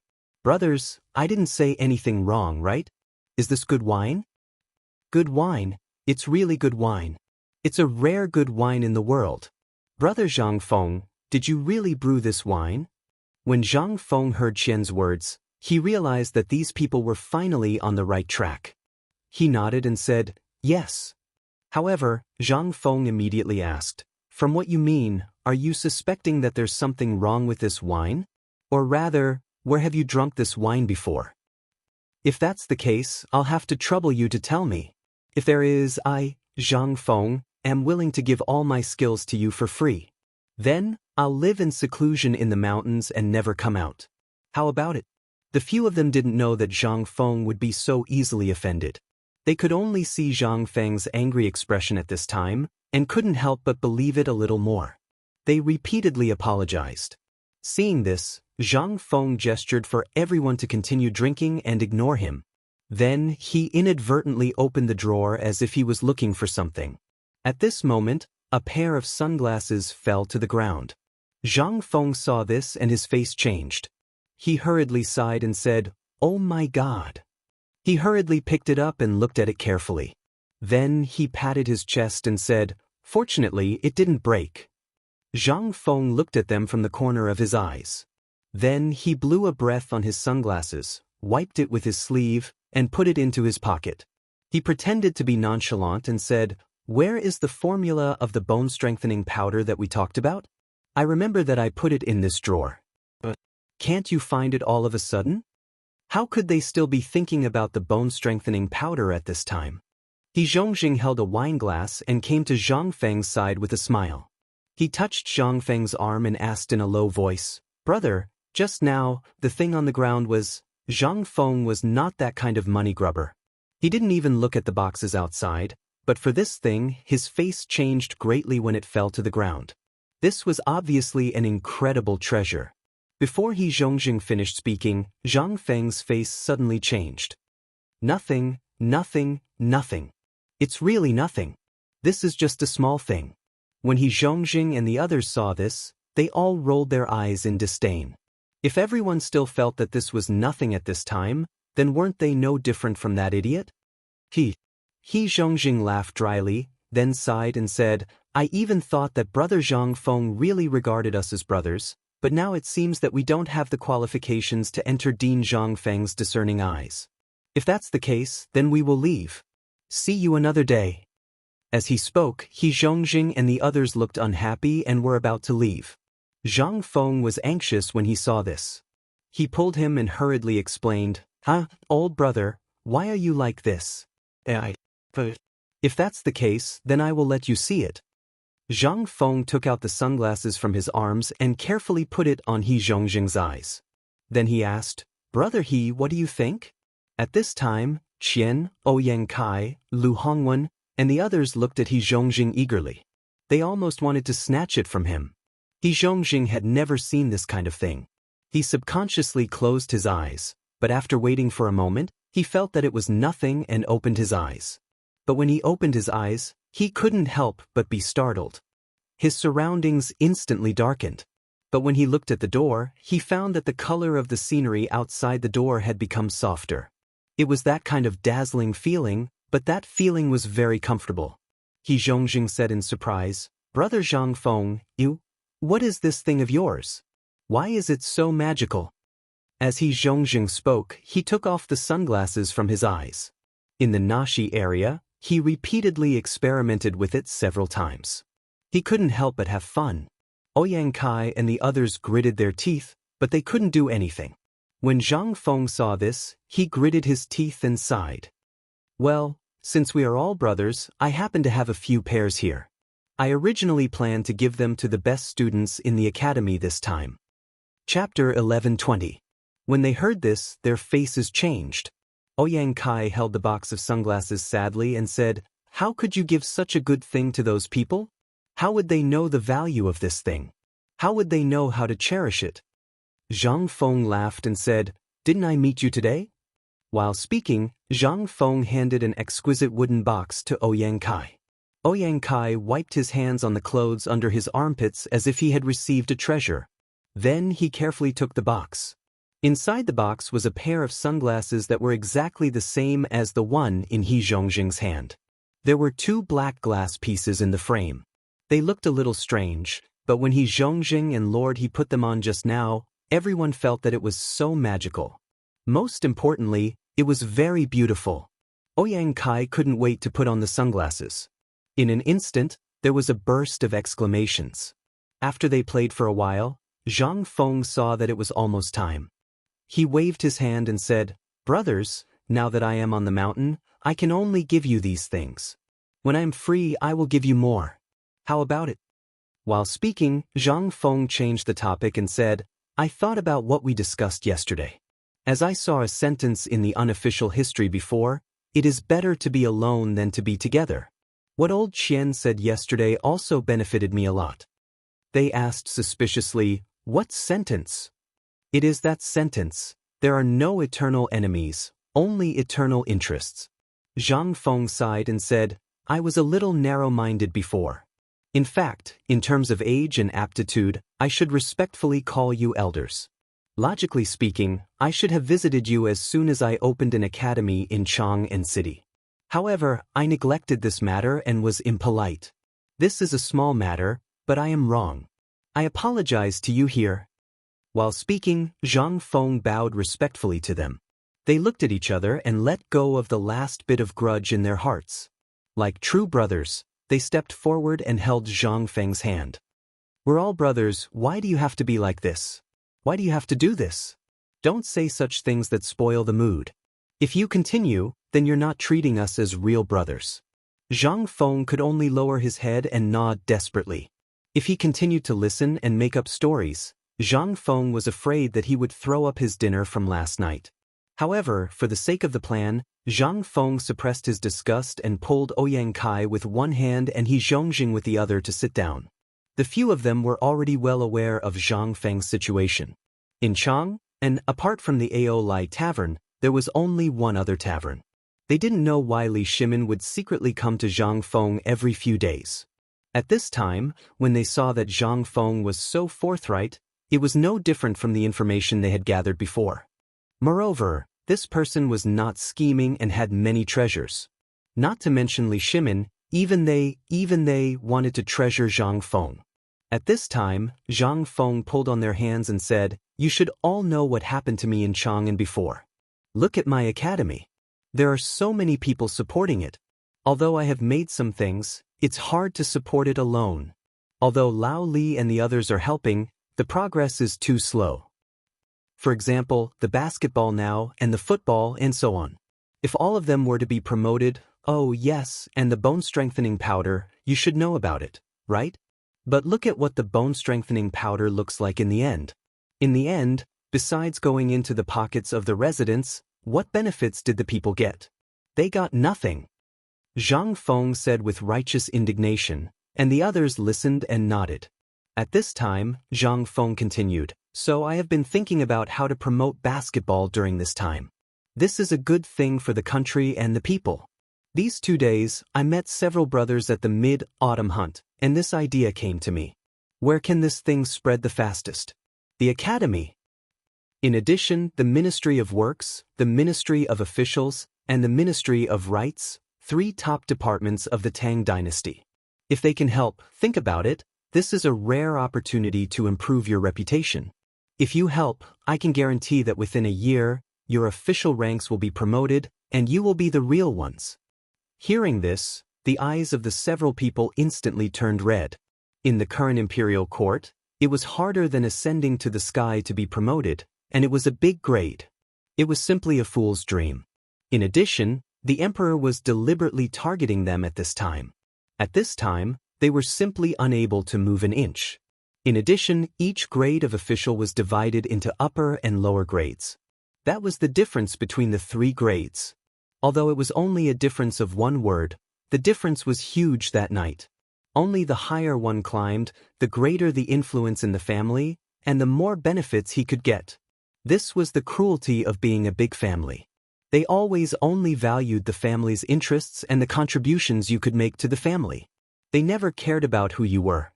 Chapter 11:21. Zhang Feng's words ignited a flame in everyone's hearts. Zhang Feng ignited the flame in everyone's hearts. It was the flame that could start a prairie fire. Zhang Feng saw that the matter was almost settled, so he talked about the basketball. As for the basketball, I won't charge any of you. Just treat it as a free gift. How about we treat it as our gratitude for recognizing our worth? The basketball training method wasn't a secret in the first place. The best way to increase the reputation of White Deer Academy was to promote this method, and these fellows were the best boosters. In addition, each basketball was sold for 100 copper coins. What was this? This was where the profits were. The few of them said that they couldn't accept it. However, no one said a word about whether they would pay or how much they would pay. This was within Zhang Feng's expectations. He didn't say anything and rummaged through the drawer for a while before taking out a small booklet. The booklet was made of white paper and was about the size of a book. When he took out the booklet, the five of them couldn't help but twitch their eyelids. Everyone knew the price of white paper. It was 700 copper coins per caddy. This booklet looked like it was about 3 taels. How much was it? This didn't include the things recorded in the middle. Zhang Feng placed the booklet on the table and said, "This is about how to use the basketball and the rules. I've recorded it in detail. Later on, you brothers will have to work hard and make 4 copies. How about that?" The few of them were overjoyed and promised repeatedly. Only then did he Zhongjing from the Ministry of Works happily take the booklet. He held it tightly with both hands in front of his chest. Only then did he stop. Then, everyone knew that the matter had reached the most critical moment. Zhang Feng took out 4 more booklets from the drawer. "Now that we've settled the basketball issue, let's treat this radio gymnastics program as a meeting gift for my brothers. After all, my brothers will have a lot of influence after being promoted, and it will be more helpful to us in our future business chain." Chain? No one was surprised as they asked in return. Zhang Feng nodded and said, "That's right. It's a chain store. I'm sure you brothers have visited Chang and restaurant before. Have you seen the small words below the signboard of Chang and restaurant? White Deer College's first branch or something like that?" The few of them nodded. Zhang Feng then said, "That's what a chain store means. You brothers can arrange for your own stores. You can open them wherever you want. I won't charge you a single copper coin. You can treat it as a free gift. But there's one thing. This brazing material and this recipe have been passed down in my family for hundreds of years. It's a secret recipe. Yesterday, it was because of this that I didn't promise you in time. I hope you don't mind. Since this thing has been passed down for hundreds of years and hasn't been passed down, it must be an extremely precious heirloom. Today, Brother Zhang Feng is so generous to pass it down, it must have suffered a great psychological burden. Let's not talk about it anymore. We brothers have already done you 2 favors. You don't need to talk about the braised meat anymore. We all know how much the braised meat is worth. So, we will give you 1,000 gold taels as a joining fee for every restaurant. What do you think? 11,000 gold taels? Oh my God. Lao Tzu originally thought that a few thousand strings of coins or a few hundred taels of silver would be enough. He was worried that they would just leave. His brain wasn't sharp enough. How did his vision become so low? Zhang Feng had the urge to slap himself. When they saw this, they couldn't help but look at each other. They didn't know why Zhang Feng had such a pained expression on his face at this moment. They thought that he felt that the money was too little. The few of them looked at each other, and finally he Zhongjing gritted his teeth and said, "I'll make the decision. We'll give you 1,500 taels of silver per restaurant. This is our limit. But don't worry. As long as we can earn money or get the approval of our families, this can only be considered as a deposit. When the time comes, we'll give you extra support. Brother, we'll give you more than this. What do you think?" When Zhang Feng heard this, he finally felt relieved. At the same time, he silently calculated. How much did they earn in this short period of time? How much wealth did these aristocratic families hoard? From the historical records, Li Shimin had to live frugally or cry about being poor everywhere in order to raise money for the military or when there was a disaster. Only then would he be able to raise some money.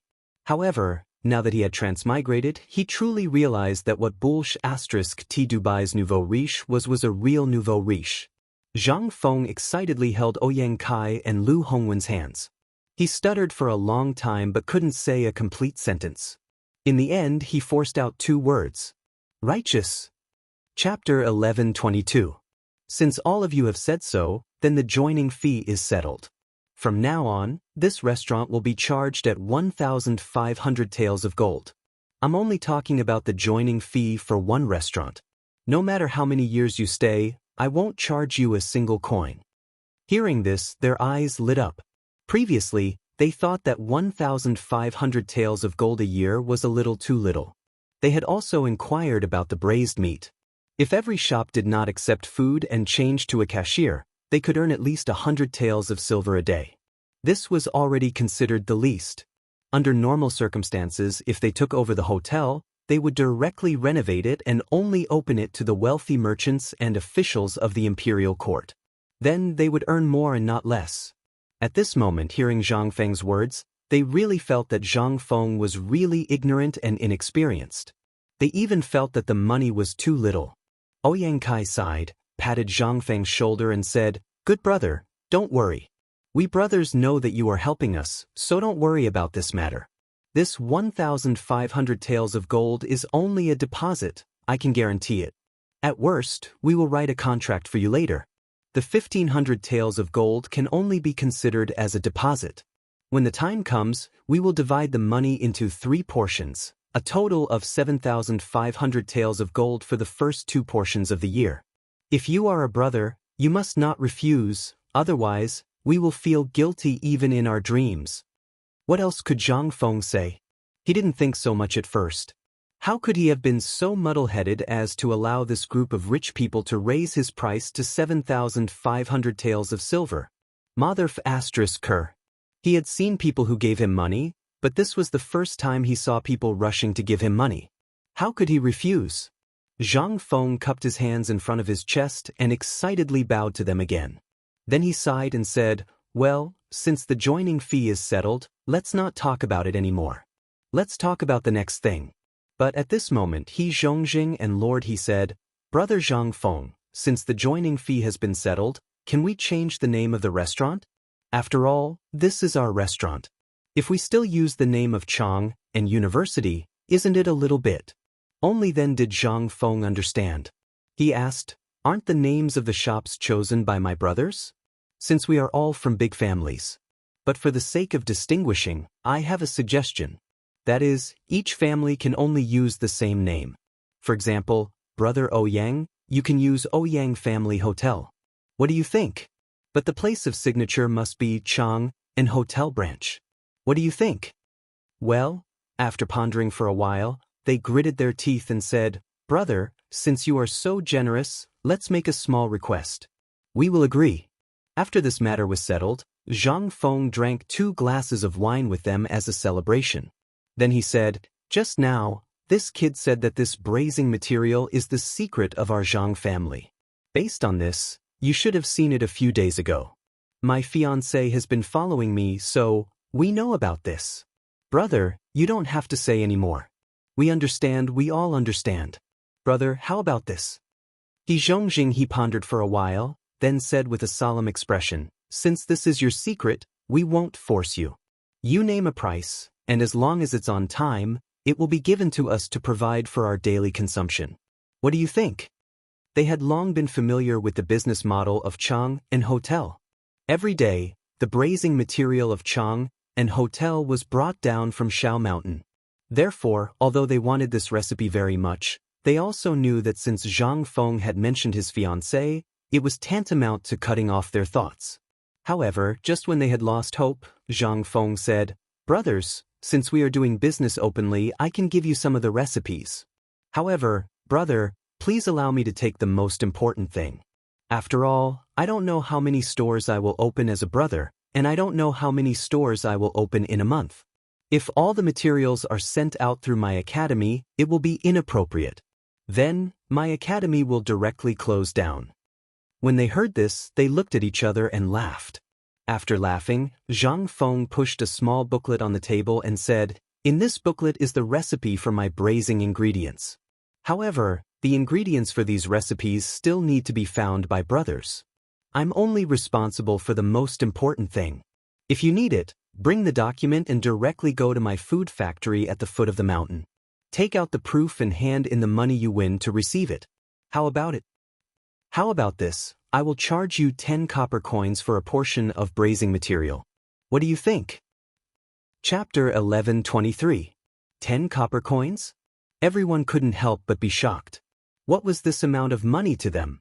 Even if it fell to the ground, they wouldn't bother to pick it up. Zhang Feng actually sold this braised food to them for 10 copper coins. What was the difference between that and giving it away? Furthermore, it was a recipe that had been passed down in their family for hundreds of years. Zhang Feng belonged to the Fenghuang Ridge in Yangzhou. Furthermore, They had been to Fenghuang Ridge before and even brought back Zhang Feng's portrait for comparison. When the people there saw Zhang Feng's portrait, they couldn't help but sigh. They all said that the Zhang family actually had descendants. Wait a minute. The tragedy of the Zhang family couldn't be faked. If only a few families said so, they suspected that it was a trap set up by Zhang Feng. However, they had traveled to almost every corner of Phoenix Ridge, from children to teenagers. Even the elderly, who were 70 or 80 years old, could recognize the portrait at first glance. Unless they had lived together for a long time, it was impossible for them to remember it so clearly. However, after experiencing all this, he was actually so generous as to use 10 copper coins to sell this recipe at such a cheap price. What was the difference between this and giving it away for free? They couldn't help but thank Zhang Feng again from the bottom of their hearts. Then, they discussed the details of their cooperation once again. They sat for a full 6 hours. Just as the oil lamps were about to be lit, Ouyang Kai's people left in satisfaction. Looking at their departing backs, Zhang Feng's smiling eyes flashed with a hint of coldness. However, at this moment He Zhongjing, who had already left, hurriedly returned. He looked at Zhang Feng and slapped his forehead, saying, "Ayaya, I almost delayed something important. Isn't this the Mid-Autumn Poetry Meet on the 12th? Here is an invitation letter. I hope that Brother Zhang Feng will be magnanimous enough to forgive us. Due to procedural reasons, we forgot about the autumn harvest and only remembered about it now. Without this invitation letter announcing the Ministry of Rights and the Ministry of Personnel, we would not be able to enter that place." The corner of Zhang Feng's mouth twitched as he silently cursed the old fox. However, his expression was one of pleasant surprise as he received the invitation letter from He Zhongjing's hands. At this moment, He Zhongjing said, "Brother, let's meet again 12 days later at Swallow Descent Restaurant?" Zhang Feng cupped his fists. "All right, let's meet again at Swallow Descent Restaurant 12 days later." 12 days? Since there were only 12 days left? Zhang Feng sighed as he watched them leave. Only then did he open the invitation in his hand. The invitation card detailed the things to take note of at the Mid-Autumn Festival Poetry Meet and other things. Looking at these things to take note of, Zhang Feng was also secretly preparing in his heart the things to take note of for this Mid-Autumn Festival Poetry Meet. If it was poetry, a center could easily come up with it. However, it seemed a little too monotonous. Football was even worse. As for morning exercises, to do it in the middle of the night? The light at night in the Tang dynasty was not good. If he did that, it would simply be a disgrace. After thinking about it, Zhang Feng suddenly realized that he really did not have anything to take out. He could not help but search for some images of him participating in such activities in the future. One by one, they flashed through his mind. Then, according to the current situation, Michael Jackson suddenly froze in Zhang Feng's mind. The father of street dance. If it was Class 1's dance, it would be at Descent Restaurant, a place that specialized in such things. If Zhang Feng only found some girls there, it would only smear Zhang Feng's reputation. In the Tang dynasty, except for the top few singers were all the lowest positions. They were things to please people, and they were the lowest people. As for Jingshu, her attainments in music had already reached the peak. If it were not for the difference between men and women, perhaps at this time, Jingshu could really become a master in music. After Zhang Feng excluded the girls from the dance, Zhang Feng could not help but look at Idiot Wei, who was poking his head out of the door. These guys were obviously people with excessive energy. If they were coached, they should be able to complete some simple movements in 12 days. Street dance movements. The weather was getting colder and colder, and the fog in the mountain was getting thicker and thicker. It was another morning, and Shao Mountain was as mysterious as a fairy mountain hidden in the clouds. At this time, the wake-up bell had been rung 3 times. Usually at this time, the academy would have been overcrowded. The students had already gotten up and were in the courtyard in 2s and 3s, exercising their voices, reciting poems, or practicing the 5 animal frolics. However, since the appearance of morning exercises, all the students were most enthusiastic about basketball. At this time, no one could be seen, but if one went to the basketball court in the sports field, one would definitely see it. However, it was a little strange recently. Perhaps due to the cold weather, only after the bell had rung 3 times for a long time could one faintly see students in 2s and 3s. They shrunk their necks and hurriedly walked to and fro in the academy. Some of them even had rice bowls under their armpits. They shrunk their necks and walked towards the canteen while reading a book. It was obvious that they no longer had the lively feeling from before. This was all caused by the cold weather. Chapter 11:24. The ringing of the bell was to inform everyone that it was time for breakfast and to herald the arrival of a new day. A moment later, the sound of reciting the 4 books and 5 classics could be heard in the square outside the first floor of the teaching building. The sound gradually grew louder and louder as more and more people gathered. Finally, it formed a wave of sound that reverberated throughout the entire Shao Mountain. Because of the sky, the morning exercises were delayed for more than 2 hours. When the sun slowly rose from the horizon, the bell for the morning exercises rang. Only then did the students gather in the center of the campus. At this moment, Zhang Feng slowly yawned, wrapped his robe tightly around him, and crawled out of the room. Looking at the fog outside, Zhang Feng rubbed his sleepy eyes and slowly walked toward the teaching building. When Zhang Feng arrived, the 3 rounds of morning exercises had already ended. At this moment, Qian Wanli led the running team and slowly walked past Zhang Feng. The students hurriedly stood still and saluted Zhang Feng. Zhang Feng chuckled and waved at them.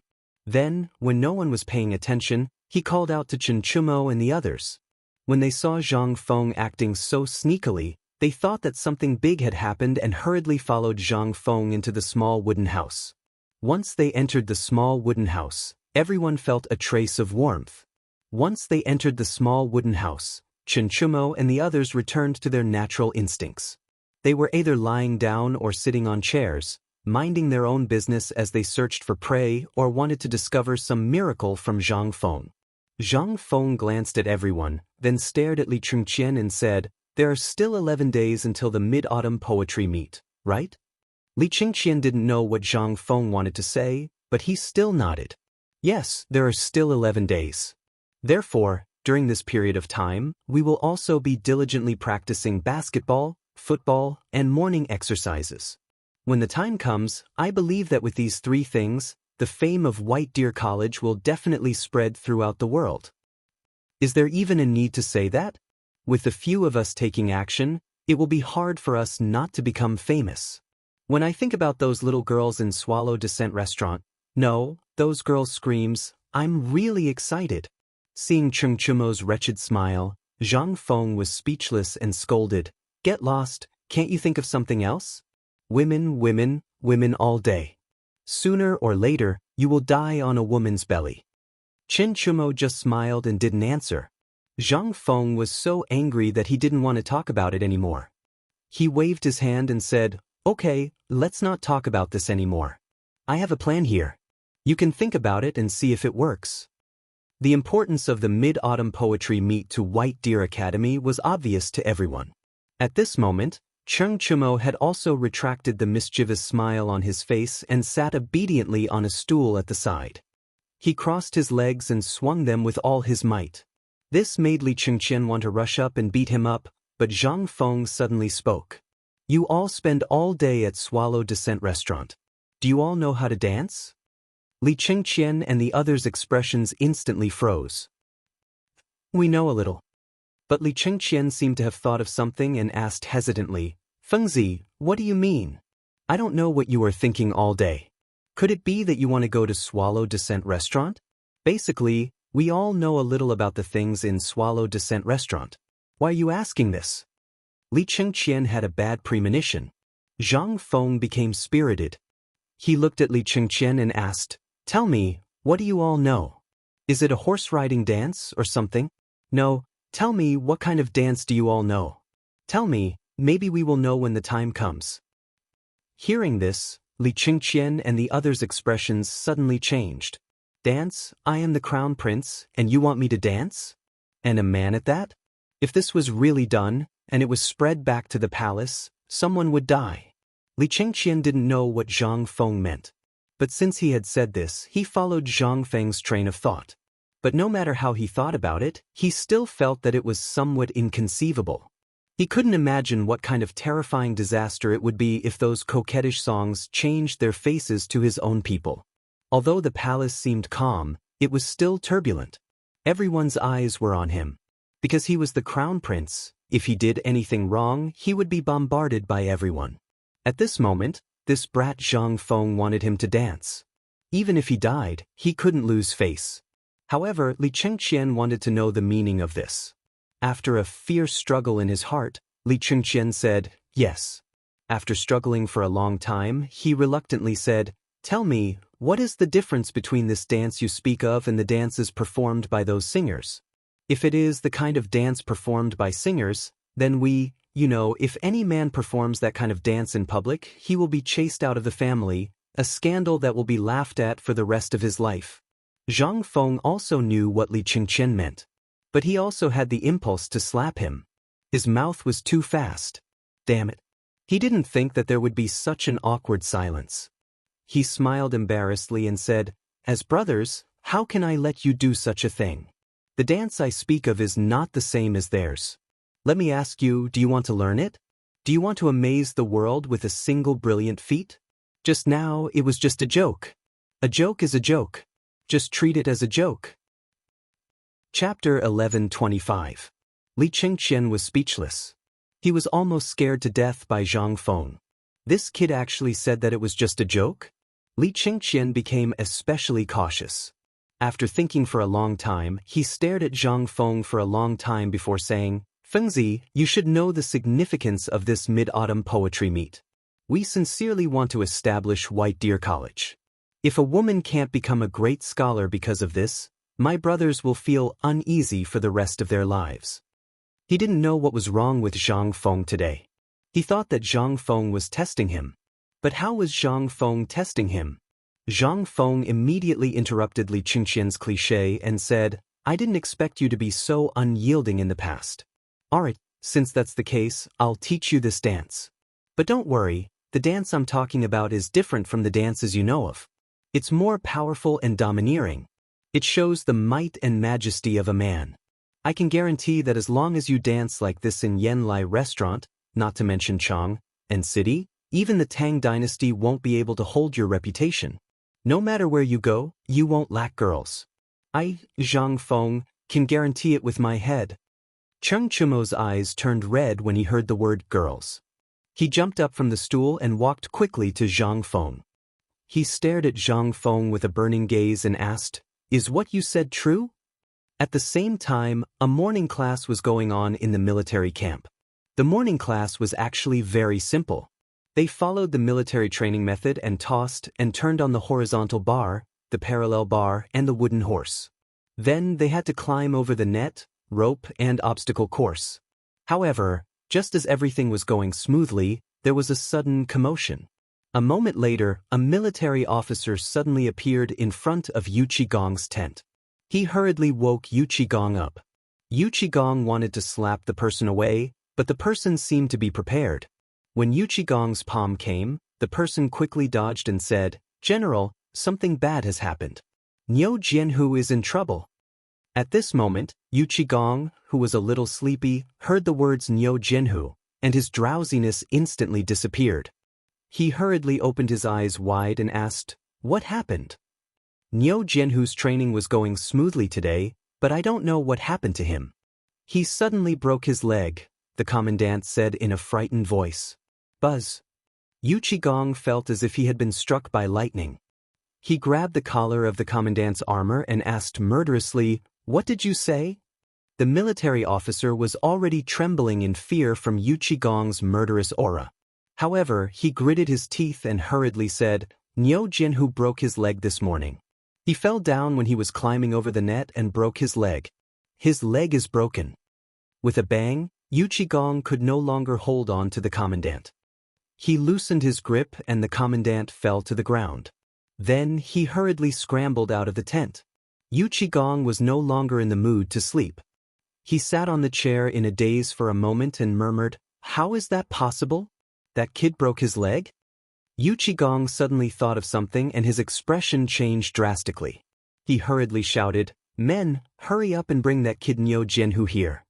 Niu Jianhu was his good brother's only son. He was like the apple of his eye.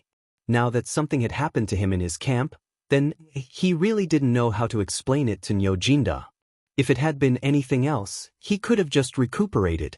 However, a broken leg and a broken arm meant that he would have to live with crutches for the rest of his life. If he wanted to join the army, it would be impossible. After a while, the doctor in the army carried the pale Niu Jianhu into the tent.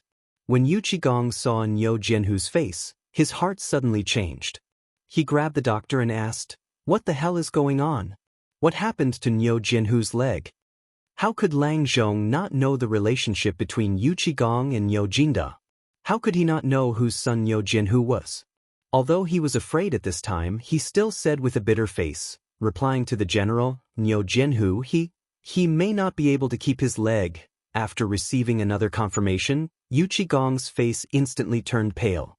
This old brother of his had been on the battlefield all his life and only had Niu Jianhu as his precious treasure. In this era, breaking a leg, especially for someone who was born in the military, was tantamount to a death sentence. For the incomparably arrogant Niu Jinda, it was simply a disaster. Moreover, Niu Jianhu had only one son in the Niu family. At this time, Niu Jianhu had not yet married and had children. He had not yet left a seed for the Niu family. If such a thing happened at this time, who would be willing to marry him? Yu Qigong's chaotic thoughts flashed through his mind, and then he hurriedly asked, "Lao Tzu asks you, can Niu Jianhu's leg be saved?" Chapter 11:26. In an instant, Yu Qigong's face was filled with sorrow. The lieutenant wanted to comfort him, but when he saw his bloodshot eyes, he retreated. At this moment, Niu Jianhu was casually holding back his tears and pain. He grinned and said, "Uncle Yuqi, this is a small matter. It's fine. Don't. Shut the F***ck up, Lao Tzu." Yu Qigong roared angrily and slumped on the stool like a deflated balloon.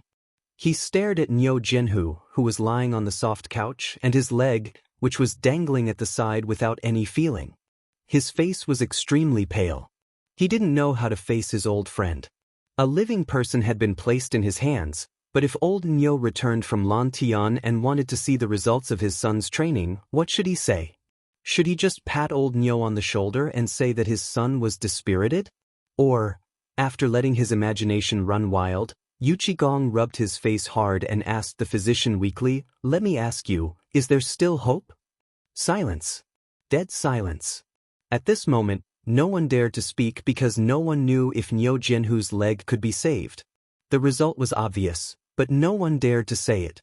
At that time, everyone had seen it with their own eyes. When Niu Jianhu was climbing over the net rope wall, his ankle was caught by the net rope. Just as he was about to climb over the railing, everyone heard a cracking sound. Then, they saw a bone sticking out of Niu Jianhu's leg. If it could be reattached, then it would be a miracle. With a bitter expression, the military doctor lifted Niu Jianhu's armor skirt and removed his boots. At this moment, Yu Qigong discovered that the gap between the skirt and the armor had long been dyed red with blood. Even the underwear was stuck to the blood.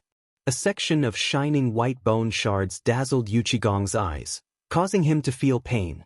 At this moment, Yu Qigong was in despair. If there was still hope, it would only be saved by a god. When he thought of that, Yu Qigong suddenly thought of someone. That's right, he thought of Zhang Feng. However, when Yu Qigong stood up and was about to walk out excitedly, he was stunned when he reached the entrance of the tent. After a deep sigh, he returned to the tent. Just now, the military doctor's action of tearing his trousers seemed to have affected his wound. At this moment, Niu Jianhu's face was pale and he had fainted. Because of the operation just now, the blood on Niu Jianhu's leg was gushing out even more violently. The military doctor had a panicked expression as he hurriedly ordered a few people to pick up some quicklime and other things that the military used to stop bleeding. Niu Jianhu's bleeding seemed to be making a final struggle. Seeing this, Yu Qigong could no longer sit still. He tore off his armor and rushed out of the camp. The army camp was not far from White Deer Plains. However, when Yu Qigong left the military camp and looked in the direction of White Deer College, he was slightly stunned. He didn't know what to say. What if even Zhang Feng and Dr. Sun couldn't do anything? At this moment, Zhang Feng and Dr. Sun were Yu Qigong's last hope. If these two people couldn't do anything, then who else in the world could save Niu Jianhu? If he didn't save Niu Jianhu would definitely use up his last bit of life force in less than 3 days. Thinking of this, Yu Qigong didn't hesitate anymore. He fiercely kicked the warhorse beneath him. The warhorse neighed in pain and madly galloped in the direction of White Deer College. At this moment, everything on the mountain was proceeding in an orderly manner. Those who were studying, and those who were doing other things were doing other things. It was rare for Zhang Feng to have some free time. He basked in the warmth of the sun and instructed Cheng Chumo and the others in their clumsy street dance moves. He would stand up from time to time and teach them. However, because Cheng Chumo and the others were too stupid, and because they were acting like young girls, they became shy. Zhang Feng was so angry that he simply brought the others along. At this moment, Zhang Feng faintly heard the sound of hurried horse hooves. His heart trembled and he was surprised. He thought that it was Ouyang Kai and the others returning. However, in the blink of an eye, he saw the answer. He saw Yu Qigong appear at the entrance of the college with a pale face.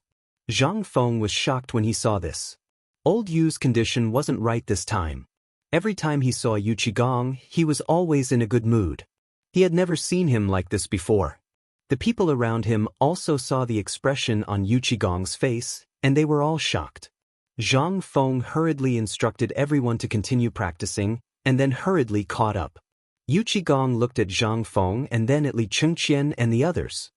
He sighed and said in a muffled voice, "Let's talk inside." Then, he plunged into Zhang Feng's small wooden house without looking back. When he entered, Zhang Feng wanted to say something. However, with his sharp senses, he actually noticed that there were a few drops of blood on Yu Qigong's face. Although the blood had already coagulated, when combined with Yu Qigong's current complexion, Zhang Feng couldn't help but be shocked. He hurriedly asked, "Old Yu, what happened?" Yu Qigong looked at Zhang Feng. He wanted to say something but stopped. After looking at him for more than 10 breaths, he sighed heavily. His mouth opened for a long time before he finally squeezed out a few words. "I'm fine, but I'm afraid Xiaohu won't live for long." Chapter 1127. Hearing this, Zhang Feng's face suddenly changed. He asked, "What happened? Wasn't he training at the foot of the mountain? How did this happen? Tell me what exactly happened." Yu Qigong didn't know how to tell Zhang Feng at this time, and he didn't know if it would be useful. He opened his mouth and finally said, "Everything was fine, but I don't know what happened today. I heard that when Xianxia was training, he seemed to be climbing the god's net wall or something. One of his legs got stuck on it, and in the end, it broke." Hearing this, Zhang Feng was shocked and hurriedly asked again, "Who did you hear this from?" "I saw it with my own eyes." Yu Qigong seemed to use the last of his strength to say this. His lowered eyes flashed with tears, as if he was thinking of Niu Jinda, who had gone through fire and water with him. He could understand the scene after seeing his son's miserable state. Zhang Feng was anxious. He grabbed Yu Qigong's shoulder and shook him hard. However, Yu Qigong was like an iron tower. No matter how hard Zhang Feng shook him, he didn't move an inch. Zhang Feng was so angry that he pounded on his chest and shouted, "Tell me, what happened to him? Even if his leg was broken, how broken is his leg? If it's just a little bit, I can fix it right now." "Fix it? Ha!" Yu Qigong laughed bitterly and said, "Even the bone stubble is out. Even if there are elixirs or gods, I'm afraid there's no way to fix it." Yu Qigong looked at Zhang Feng unwillingly, but suddenly a glimmer of hope burst out from his desperate eyes. He asked, "Fengzi, you just said you have a way? Do you have a way? You know Xianxio's situation. He's the only child in his life. Do you have a way? I owe you my life. How about it?" Seeing that Zhang Feng didn't say anything, Yu Qigong's eyes reddened. "Take it that I, Old Yu, am begging you. Tell me you have the most ideas. Help me think of a solution. I really don't have the face to face old Niu." "What are you talking about? Of course I have a way. If nothing goes wrong, not only will Xiaohu not die, he will be a good man again in 2 months. Do you believe me?"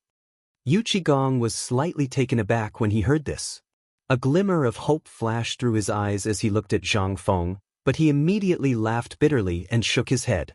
When Zhang Feng saw that Yu Qigong did not believe him, he hurriedly rummaged through the first aid kit in the house. At the same time, he went into the bedroom and took out the last half jar of alcohol from under the bed. This was the last half jar, but at this time, in order to set Niu Xiaohu's bones, Zhang Feng did not care much and took it all out. Seeing Zhang Feng like this, Yu Qigong was slightly taken aback. A look of surprise flashed through his eyes as he asked, "Fengzi, can you really save him?" Zhang Feng glared at Yu Qigong. "Get out of the way. When have I ever lied to you? If I say he won't die, he won't die. Get out of the way. Don't block me from saving him." After hearing this, Yu Qigong ran behind Zhang Feng with a whoosh and looked at Zhang Feng without blinking. Zhang Feng went out and saw that Yu Qigong was still like this. He sighed and hurried to the mountain gate. As he ran, he shouted, "Quickly go and get Dr. Sunday. Ask him to come down the mountain with me immediately." Although Zhang Feng did not know the situation at this time, if it was just a broken leg, Zhang Feng was really confident that he could set it back. However, he still needed a person, and that was Sun Simiao. After all, he was not a serious medical student. He could still perform surgery, but he had to see how serious the injury was first before he could make a decision. Moreover, if Sun Simiao followed him, his reputation as a miracle doctor was not just for show. At least, he still had to rely on Sun Simiao to seal the blood vessels and so on. How could he, a dabbler, know these things? Seeing Zhang Feng running down the mountain in a hurry, Yu Qigong came back to his senses. He wiped the tears from the corner of his eyes and glared at Li Qingqian, who was stunned in place. Li Qingqian only came to his senses at this time and hurried to the small bamboo house where Sun Simiao lived. Originally, Cheng Chumo and the others wanted to go down the mountain to see who was and what happened. However, when they saw Yu Qigong's expression, they retreated in fear and continued to practice and dance. Yu Qigong quickly followed Zhang Feng. Although he was worried about this matter, he was more worried that this brat would charge into the military camp head-on. If that happened, he would not even know how he would die. As for Sun Simiao, he naturally knew the pros and cons of this matter and knew where to find him, so he did not need to worry too much. Yu Qigong rode his horse and caught up with Zhang Feng, who was sitting on a pole. He reached out his hand and gestured for Zhang Feng to get on the horse. However, Zhang Feng glared back, but he also knew that this was the time to save people, so he could not care less. Yu Qigong practically lifted him onto the horse's back, and then he heard Yu Qigong say, "Hold on tight." In the next moment, Zhang Feng truly felt the effects of a 100-meter catapult jump. Chapter 11:28. Shao Mountain was about an hour away from the barracks. However, due to his eagerness to save Niu Xiaohu, coupled with Yu Qigong's valiant horsemanship, his unusually cold expression, and the fact that Zhang Feng was sitting behind the horse, the crowd from afar consciously opened up a path for them. Soon, the two of them arrived at the barracks. Zhang Feng entered the barracks under Yu Qigong's roar and saw the dying Niu Xiaohu. At this moment, Niu Xiaohu's face was as pale as paper. This was obviously a sign of excessive blood loss. Zhang Feng looked at Niu Jinhu speechlessly. Then, he looked at the doctor who was using quicklime to stop Niu Jinhu's bleeding. He asked, "Is there anything to replenish blood here?" From the perspective of traditional Chinese medicine, he was a military doctor. Even Yu Qigong had to treat him politely in the army. When he saw a young man approaching, he wanted to scold him, but when he saw that it was Yu Qigong standing beside him, he answered honestly, "Yes, there is." Without waiting for Zhang Feng to speak, Yu Qigong roared, "Since there is, why don't you go and prepare it?" What could the doctor say? He hurriedly ordered two of his disciples to prepare the herbs to replenish the blood. The doctor felt a little strange. Why was General Yu Qi so polite in front of this young man? However, he also knew that this was not the time to ask. He could not ask. If he angered this fiend, it would be a different matter whether he could leave this place alive today. After Zhang Feng asked the doctor to leave, he took out alcohol from the first aid kit and a disinfectant bowl. He poured some alcohol into the bowl and soaked the dagger that Shiva had given him in it. Then he took out a pair of scissors and asked for a lighter. With a bang, he lit the alcohol and carefully baked the scissors in the alcohol. Only then did he carefully cut all the cloth on Niu Jianhu's broken leg.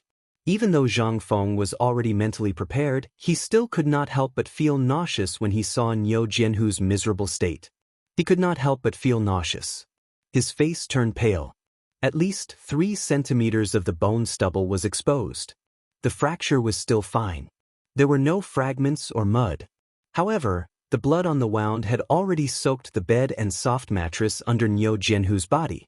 The blood had already flowed down the soft mattress and into the yellow soil on the ground. At this moment, the soft mattress had become muddy. The tent was filled with a pungent smell of blood. Zhang Feng could not care less. He knelt in the pool of blood as if he was making an extremely exquisite piece of art. He used a pair of small scissors that no one had ever seen before to slowly clean the leg hair and dried blood scabs on Niu Jianhu's leg. His other hand held an iron clamp with a ball of cotton. From time to time, he would dip the cotton into the bowl filled with the smell of alcohol and wipe it. This continued for a very long time. It was only when all the dirt on Niu Jianhu's right leg had been cleaned that Zhang Feng noticed his wound. Liu Jianhu's wound was obviously caused by a rapid fracture when he leaned back. This kind of wound was very difficult to treat and required surgery. On the way here, Zhang Feng had thought a lot. If the bone was broken but did not pierce through the flesh, then it would be fine. He only needed to make a plaster splint and lie down for 2 months to recover. However, at this moment, this was a little uncertain. After all, just as he had thought earlier, he was not a serious doctor. He was only a dabbler and only knew a little about physiology. At this moment, he could not care about anything else. After all, Niu Jianhu's leg was still bleeding. This was the most fatal point. If the blood loss was serious, even if his leg was reconnected, this kid would not be able to keep his life. At this moment, Li Chengqian hurried into the tent with Sun Simiao. As soon as they entered, Sun Simiao hurriedly put down the medicine box in his hand and squatted beside Zhang Feng. He looked at Niu Jianhu's leg and then looked at Zhang Feng. He asked, "Do you think he can still be saved?" Zhang Feng nodded heavily. "I'm going to reconnect his bones." As soon as these words came out, everyone present was greatly shocked. Reconnect bones? This kid actually said that he was going to reconnect Commandant Niu's bones? They had only heard of Guan Yunchang, the divine Dr. Bianc, who had scraped his bones to treat his injuries. However, they had never heard of anyone who could connect bones in such a manner. Everyone knew that if one wanted to connect bones, one would have to cut open the flesh. Sun Simiao opened his mouth to ask, but in the end he did not ask anything. He only asked, "Are you confident?" How confident was he? Zhang Feng did not answer Sun Simiao's question. Instead, he asked, "Can you help him stop the bleeding? If it continues to flow like this, even if his leg is reconnected, he may very well die from excessive blood loss." Sun Simiao pondered for a moment. He seemed to recall the book that Zhang Feng had given him. There was indeed such a record in it. He did not waste any time. Imitating Zhang Feng, he took out a large handful of silver needles and stuffed them into Zhang Feng's bowl of alcohol that was still emitting flames. He skillfully inserted needles all over Niu Jianhu's body. After a moment, a perfectly fine person's body exploded like a hedgehog. Niu Jianhu also seemed to be in pain. Although he was unconscious, he still let out painful groans. Chapter 1129. When the last of the 99 silver needles entered Niu Jianhu's body, the wound on his right leg stopped bleeding. However, the moment the blood stopped flowing, Niu Jianhu's calf swelled up. Zhang Feng frowned slightly. As long as the wound didn't bleed, it would swell up a little. It was better than dying from blood loss. Using alcohol to clean Niu Jianhu's wound was troublesome. Alcohol was irritating to begin with. If Niu Jianhu woke up from the pain, he would be in big trouble if he couldn't hold on. After thinking about it, Zhang Feng decided to use a small cotton ball to clean up the wound bit by bit. It took more than 2 hours.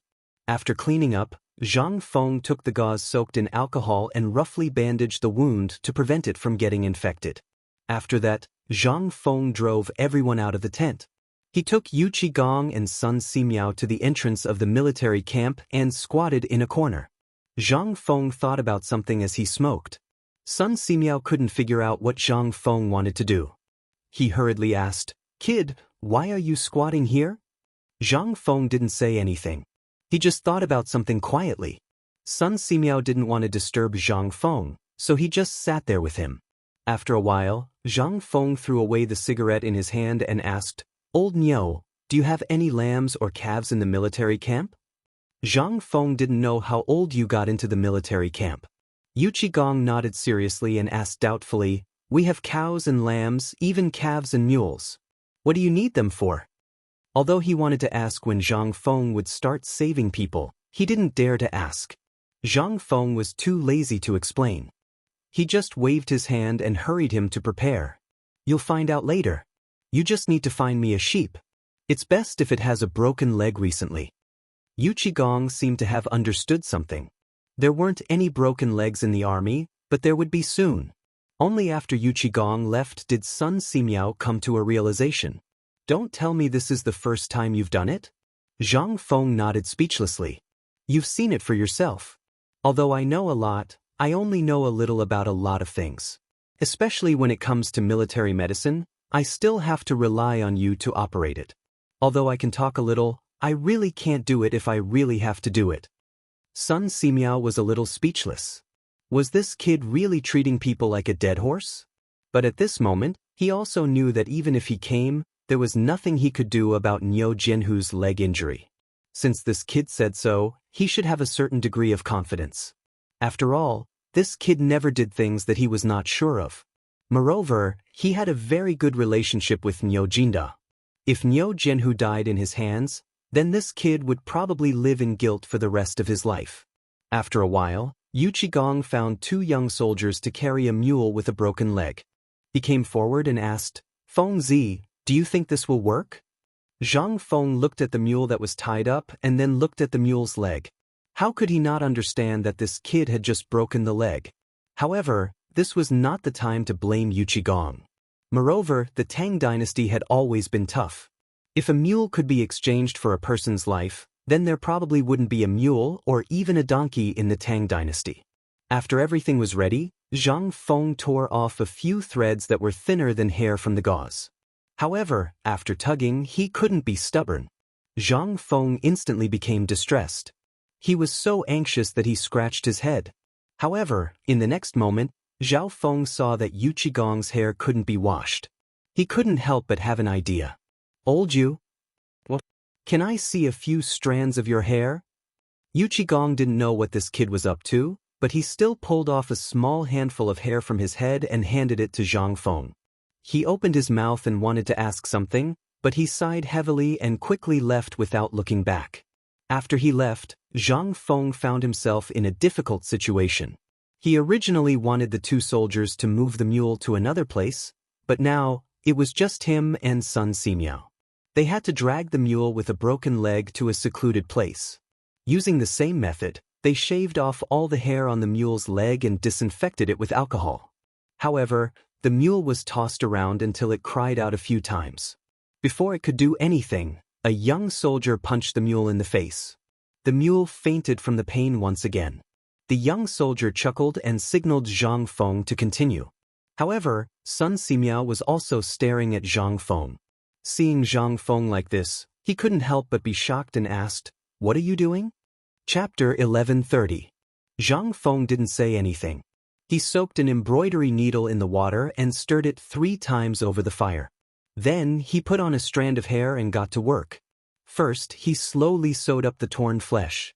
After a while, Zhang Feng took out the dagger that was soaked in alcohol for a long time and was studded with gems. He gently separated the flesh from the mule's leg in a straight line, revealing the deep, white bone inside. He cleaned up the residue on the bone, then pulled the flesh apart and carefully joined the bone back together. This was a physical task. Even though it was such a simple action, it still took about half an hour. By the time he finished sewing up the wound, he had already wasted 2 hours.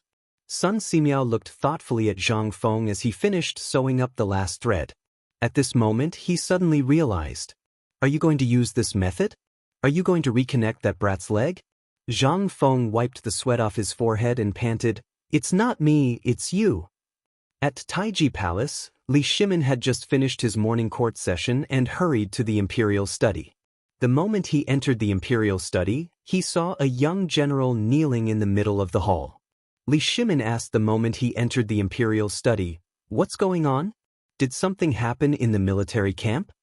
When the young general heard this, he hurriedly rushed over and kowtowed twice. Only then did he tell Li Shimin about the injury of the ox's leg. When Li Shimin heard this, his expression suddenly changed. His hands trembled as he lit a cigarette and walked around the imperial study twice. However, he seemed to have thought of something. He hurriedly asked, "Did anyone go to find Sun Simiao? Also, what did Great Dr. Sun say?" Although he already knew the consequences of a broken leg, he still asked with hope. "Your Majesty, the general has personally gone up the mountain to find Great Dr. Sunday. Great Dr. Sun should have already gone to the military camp." Li Shimin was slightly comforted when he heard this. "However," the young general continued, "however, I heard that the general didn't go up the mountain to find Great Dr. Sunday. He seemed to have gone to find the dean of White Deer College." "Huh?" Li Shimin was stunned. "Find this brat? Why did he look for him? She was not a doctor, but suddenly, you seemed to think of Zhang Feng. Previously, he had kept a jar of something called alcohol like a treasure, and he had also heard this kid bragging about medicine and so on. At this moment, a thought flashed through his mind, but he didn't know if this kid could save Niu Jianhu's leg. After all, this was an ancient and unchanging truth that everyone knew. Broken legs were basically one of the top 10 terminal diseases. Once a leg was broken, it was very likely that the person would become a cripple. If he used crutches, he could still walk 2 steps. However, the news that Li Shimin received was indeed that Niu Jianhu's bones were already exposed. How could it be reattached? Even if Hua Tuo was still alive, he probably wouldn't be able to do anything.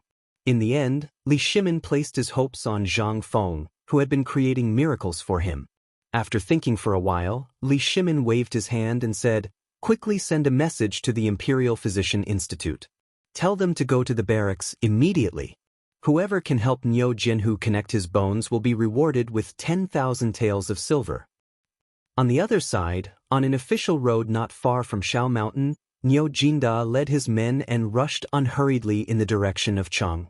The mysterious person who had sneaked into Lantian County had been surrounded by him, Li Shaogong, and the others in the depths of Air Pai Gully, in the newly dug mine. However, just as Yu Qigong was about to go forward and conduct the final search, he suddenly received an order from the emperor to temporarily stop the capture.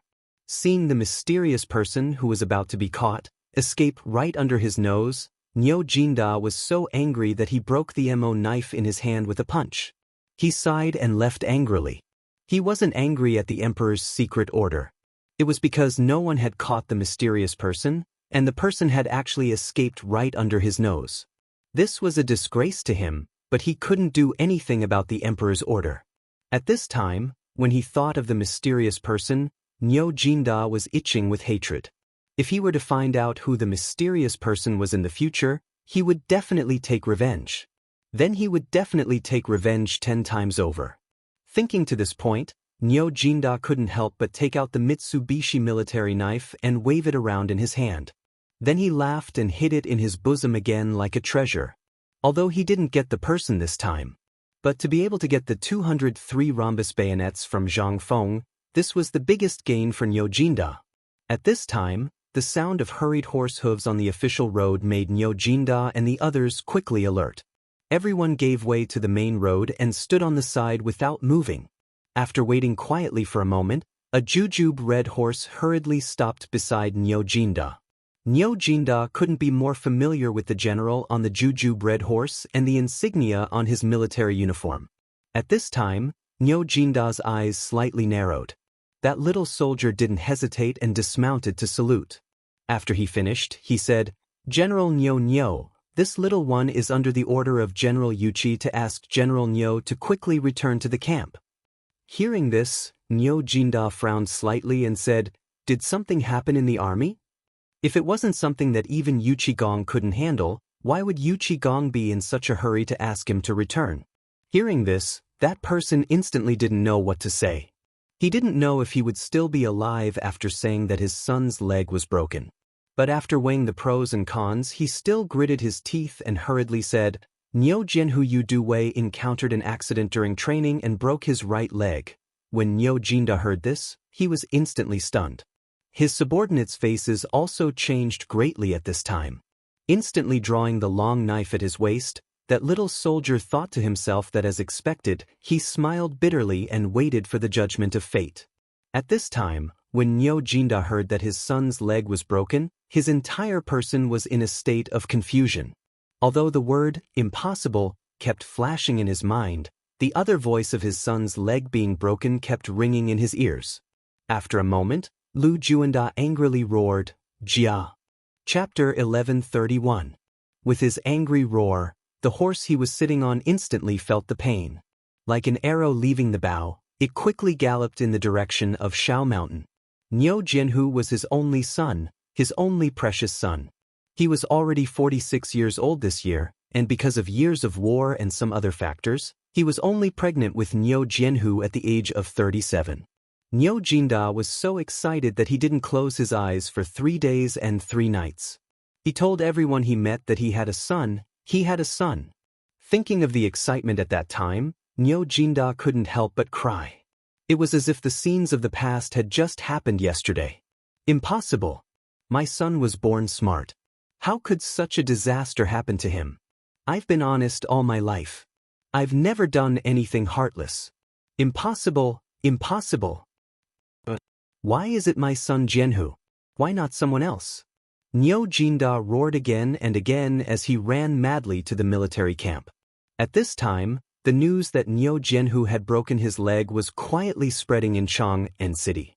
After Cheng Chimo and the others finished today's dance training and all the other training, they hurriedly stayed at the academy during the meal break. Only then did they learn of this matter. After learning of this matter, they were stunned for a long time. Then they rushed to the military camp without delay. It was hard for them to imagine how Niu Jianhu had survived. They originally thought that someone in the military had an accident and even made fun of that person for being a coward and needing Fengzi to deal with this kind of thing. However, this person was their brother, so they couldn't sit still anymore. When they arrived at the military camp, except for the commander-in-chief, even Yu Qigong could only squat outside the camp and smoke. The people around him didn't even dare to breathe. Li Chengqian took the lead and jumped off the horse. He hurried to Yu Qigong and asked, Uncle Yuqi, Jinhu, did something really happen to him? Yu Qigong's bloodshot eyes looked at Li Chengqian, and only then did he let out a snort as a response. You've got a definite answer. Li Chengqian and the others couldn't stay calm in an instant. Really, it's all true. How is this possible? It was true. Wasn't this kid still alive and kicking a while ago? Didn't we sneak down the mountain and go to Swallow Descent restaurant together? Why is it suddenly gone? Oh my God, what is going on here? He really couldn't imagine it. He hurriedly pulled the deputy general next to Yu Qigong to the side and asked, Let me ask you, what is going on? The deputy general naturally knew Li Chengqian. After he explained everything in detail, Li Chengqian couldn't help but be speechless. He didn't know what to say. He could only sigh heavily. After weighing the pros and cons, Li Chengqian gritted his teeth and decided to go in and take a look. Yu Qigong had wanted to stop him, but he sighed and ignored him. Cheng Chimo and the others hurriedly followed Li Chengqian into the tent. In the tent, Zhang Feng and Sun Simiao were observing Niu Jianhu's injured right leg and discussing something in low voices. Hearing someone enter, Zhang Feng subconsciously turned around. When he saw Li Chengqian, he waved at him and said, You've come at the right time. Little Tiger needs blood urgently. I need a few things. Go find them for me immediately. I want to give Little Tiger a blood transfusion. A blood transfusion? Li Chengqian and the others were unfamiliar with this term. They all knew what it was. At this moment, there was a commotion outside the door. Zhang Feng seemed to be afraid of disturbing Niu Jianhu. When he went out, he saw Yu Baolin kneeling in front of the tent with red eyes, carrying 3 people in uniform. When he saw Zhang Feng, Yu Baolin looked at Zhang Feng and said, I just eavesdropped on your conversation. I heard that you want to give Little Tiger a blood transfusion? Do you think these 3 people are enough? If not, we still have a lot more. How many do you want? When he saw Zhang Feng hesitate, Yuchi Baolin gritted his teeth and said, if it really doesn't work, we can use my blood. Little Tiger saved my life before anyway. I'll just treat it as paying him back with my life. Zhang Feng couldn't help but admire Yuchi Baolin. He couldn't help but give Yuchi Baolin a thumbs up. What a good man. This was a true brother. When Zhang Feng heard this, he gave a rough explanation of blood transfusions, blood types, and so on. Then he saw a large hand slap the back of Yuchi Baolin's neck. Lao Tzu isn't dead yet. When will it be your turn? Yuchi Gong pushed Yuchi Baolin aside and stood in front of Zhang Feng. His eyes were red as he asked, Feng Zi, does it have to be our own blood or human blood? Yuchi Gong's killing intent seemed to be brewing. He seemed to be very emotional. Zhang Feng was a little speechless. He sighed and said, yes, old youth. As long as it's human blood and the blood type is suitable, it won't be a problem. The key is matching the blood type. Before Zhang Feng could finish, Yuchi Gong roared angrily. In an instant, a dozen Turks who had been tied up with ropes were brought forward. Yuchi Gong reprimanded them.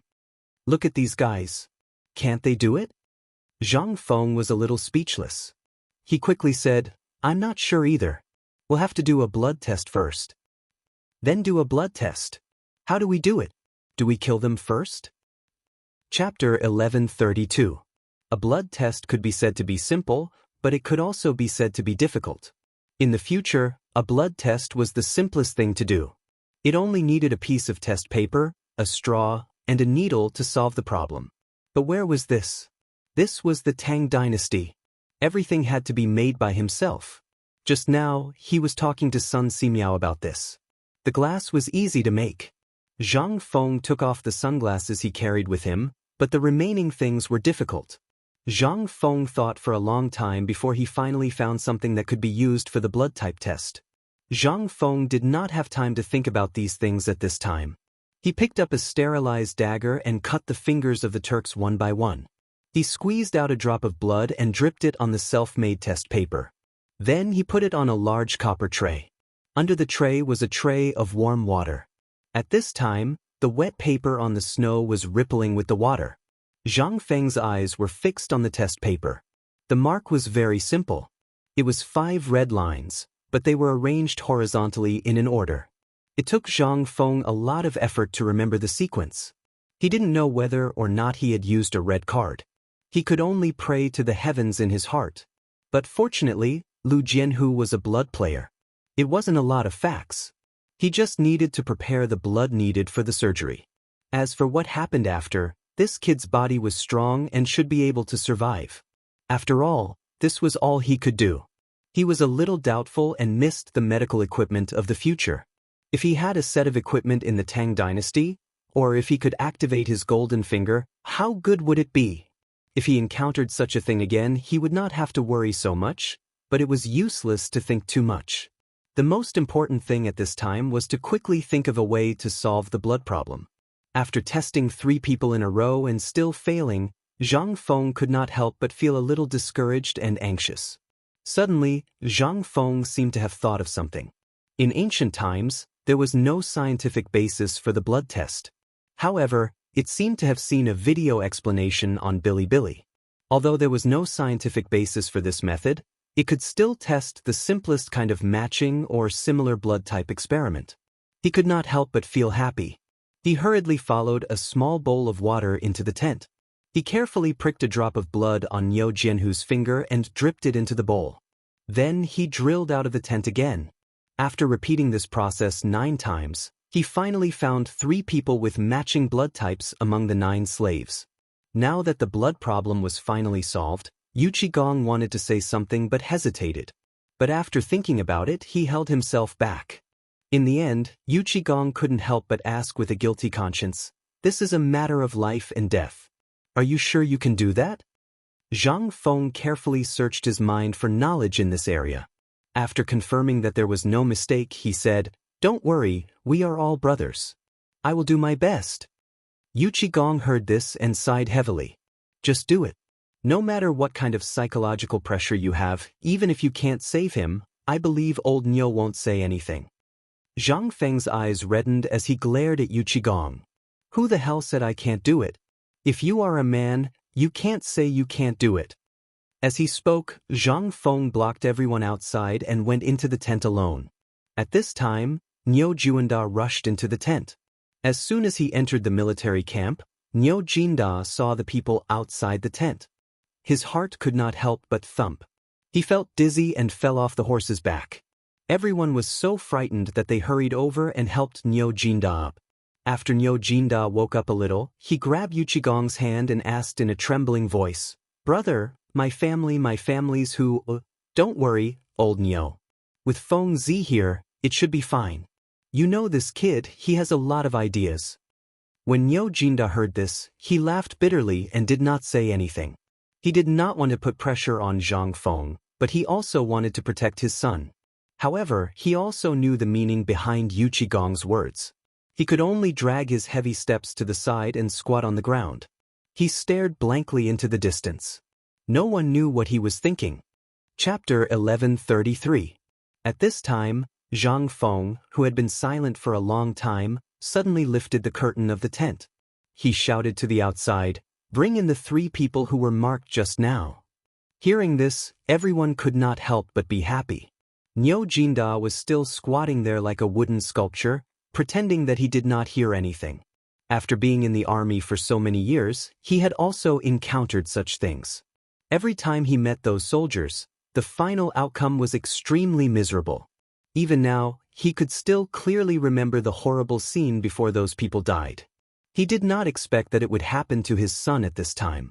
Niu Jinda did not know if this was retribution or something else.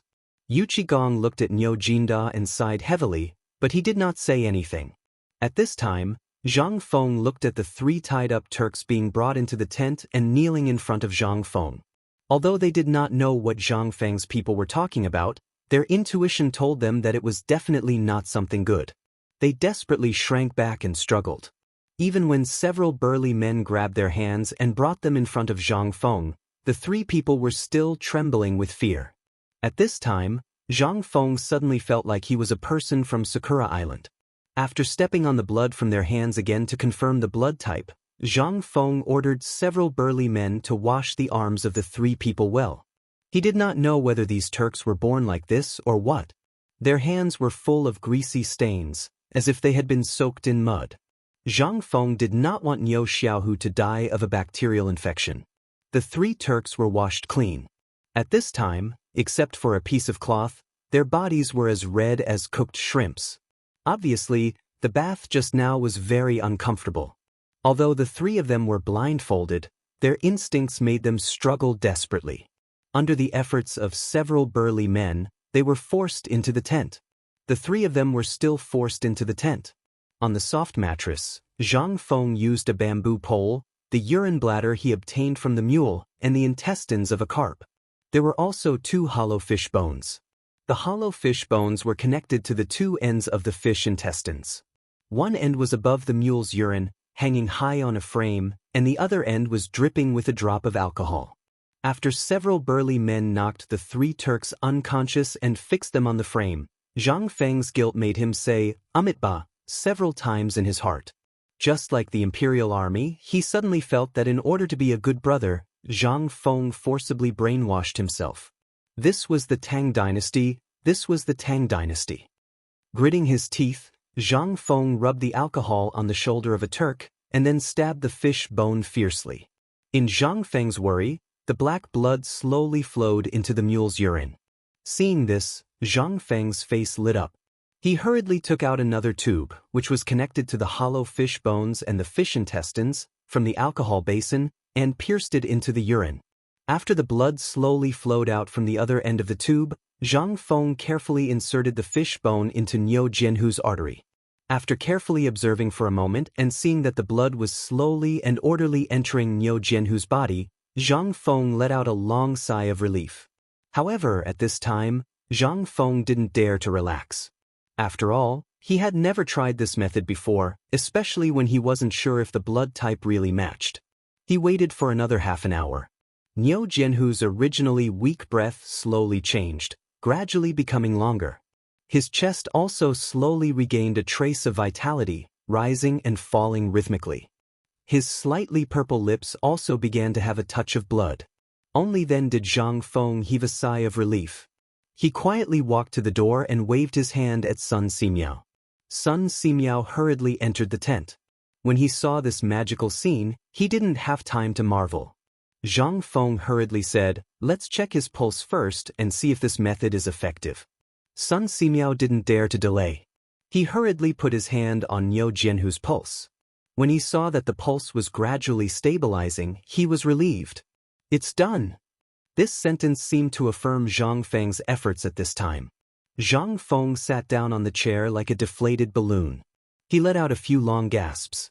After hearing Sun Simiao's affirmation, Li Chengqian, who was lying at the door, exclaimed in a low voice, "Xiaohu is alive! Xiaohu is alive!" Hearing this, everyone was pleasantly surprised and cried tears of joy. Yu Qigong instinctively glanced at Niu Jinda and sighed heavily. No one knew better than him how his old friend felt at this time. Patting Niu Jinda's shoulder, Yu Qigong sighed and said, "Xiaohu is fine." Hearing this, Niu Jinda was stunned. He wanted to refute, but when he opened his mouth, he didn't know what to say. He didn't even bother to take the cigarette. He hurriedly got up from the ground and rushed into the tent. He looked at the strangely shaped blood transfusion device. Then he looked at Niu Jianhu, who seemed to be sleeping soundly. Niu Jinda, who was like an iron tower, suddenly burst into tears. Chapter 1134. Zhang Feng was afraid that the agitated Niu Jinda would affect Niu Jianhu's recovery. She hurriedly pulled him back and motioned for him to calm down. However, who could endure this kind of thing? Niu Jinda suppressed the excitement in his heart and took a deep breath before asking in a low voice, "Fengzi, is Xiaohu really okay?" Zhang Feng nodded heavily and looked at Niu Jianhu. Under the first step, Xiaohu's life is saved. However, if he wants to recover his leg, he still needs a few days. At the very least, he needs to recover his lost qi and blood first. Let him recover some of his physical strength before he can undergo surgery. Surgery to set the bone. Niu Jinda didn't know what surgery was, but when he heard Zhang Feng's words, he knew that Niu Jianhu would definitely not die. Thus, he made a gesture to kneel down. Zhang Feng hurriedly hugged Niu Jinda tightly and said, "Old Niu, if you dare to kneel down, then our brotherhood will come to an end. Zhang Feng will turn around and leave now.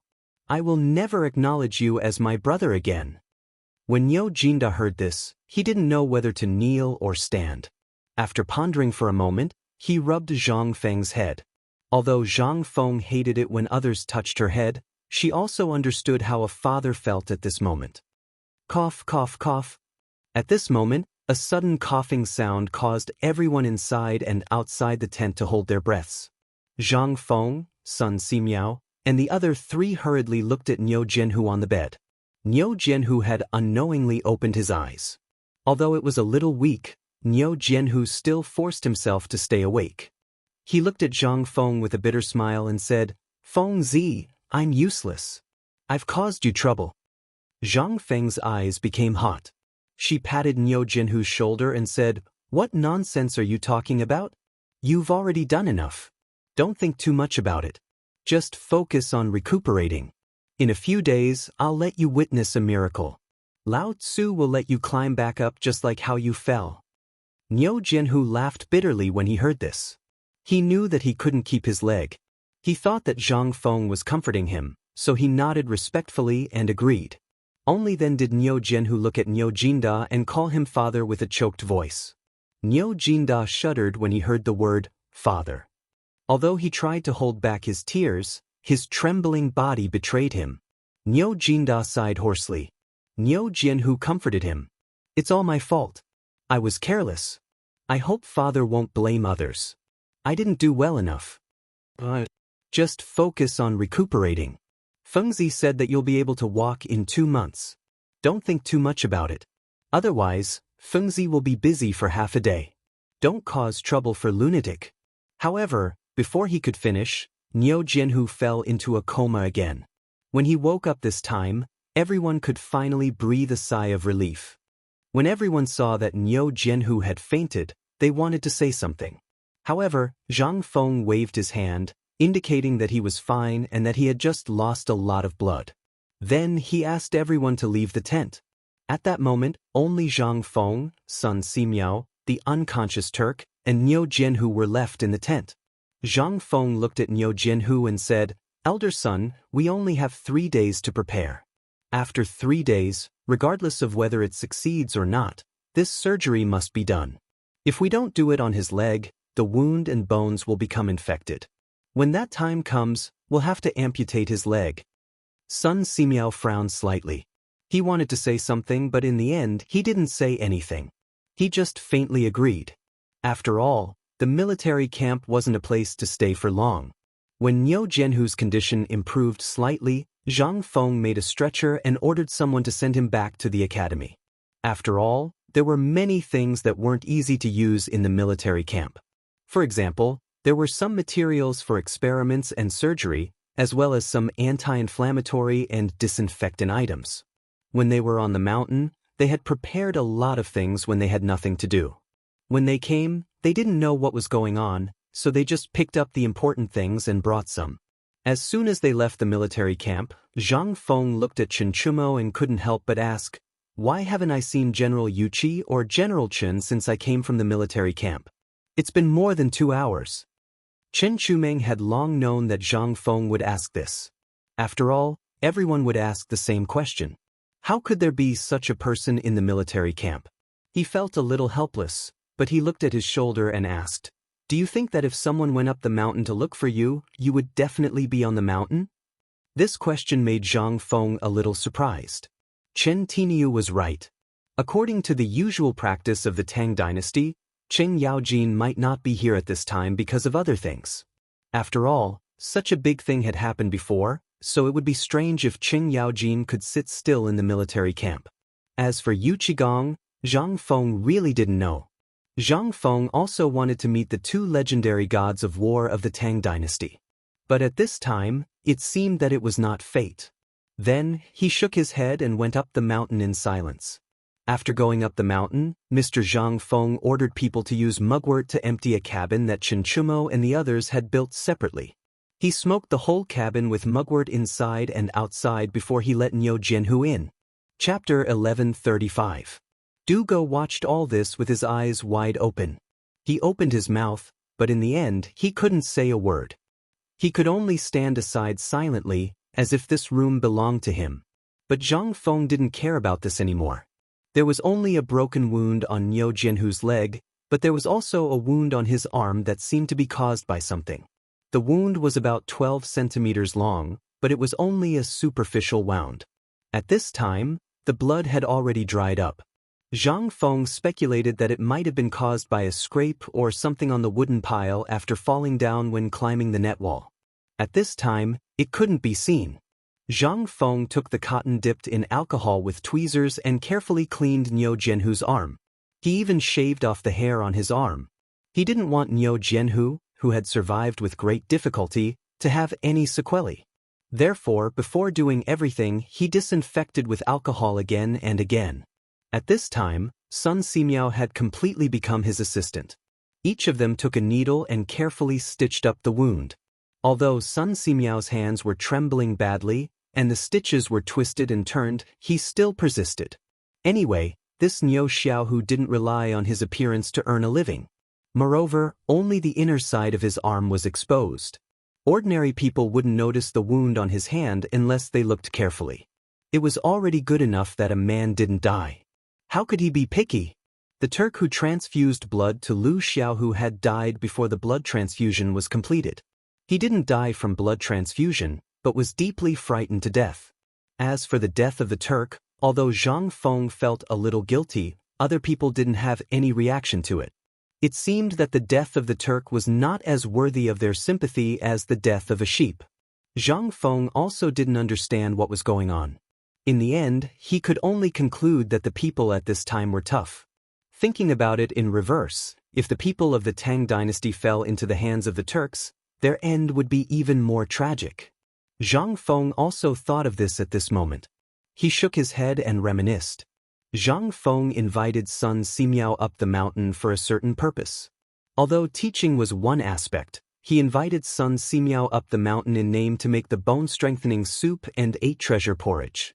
If he really wanted to make those things, he could make them in one day. Zhang Feng had never told Sun Simiao the truth. He was looking for some medicinal herbs to treat red wounds. These things were just some of the things that Zhang Feng thought of according to the formulas in his memory. However, this was not a difficult task for Sun Simiao, even though Sun Simiao did not know what cephalosporin was and what amoxicillin was. But when he heard that it was something to reduce inflammation, stop bleeding, and promote blood circulation, he immediately listed more than a dozen prescriptions for Zhang Feng.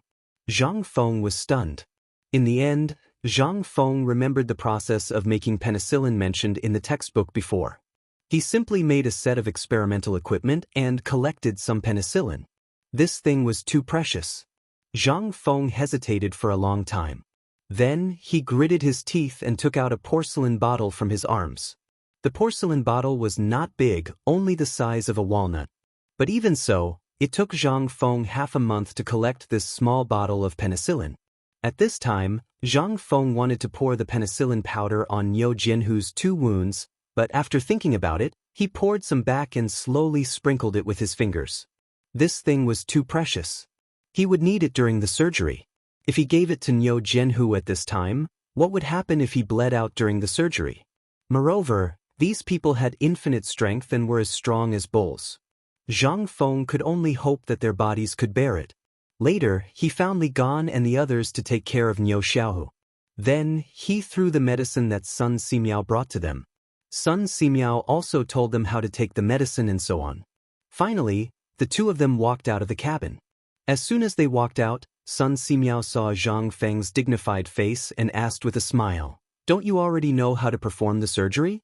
Why do you like it now? And you have a lot on your mind." Zhang Feng shook his head with difficulty.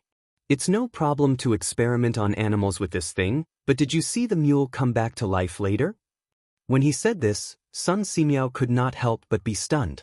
It seemed that the mule did not come back to life in the end. Chapter 1136. Sun Simiao didn't understand why Zhang Feng was still thinking about the mule at this time. On second thought, he felt that what Zhang Feng said was not unreasonable. If the mule was already like this, then if it was used on people, although Luo Zi's leg was broken by someone, and it was broken in 2 or 3 sections, this was not the main point. In the end, it was still connected. The main point was the process of how to connect the bones. This was the main point. Sun Simiao was also a smart person. He didn't need Zhang Feng to explain it in detail. He already knew the knack of it. "Do you mean that you want to continue the experiment, and these 3 days are the time left for the experiment?"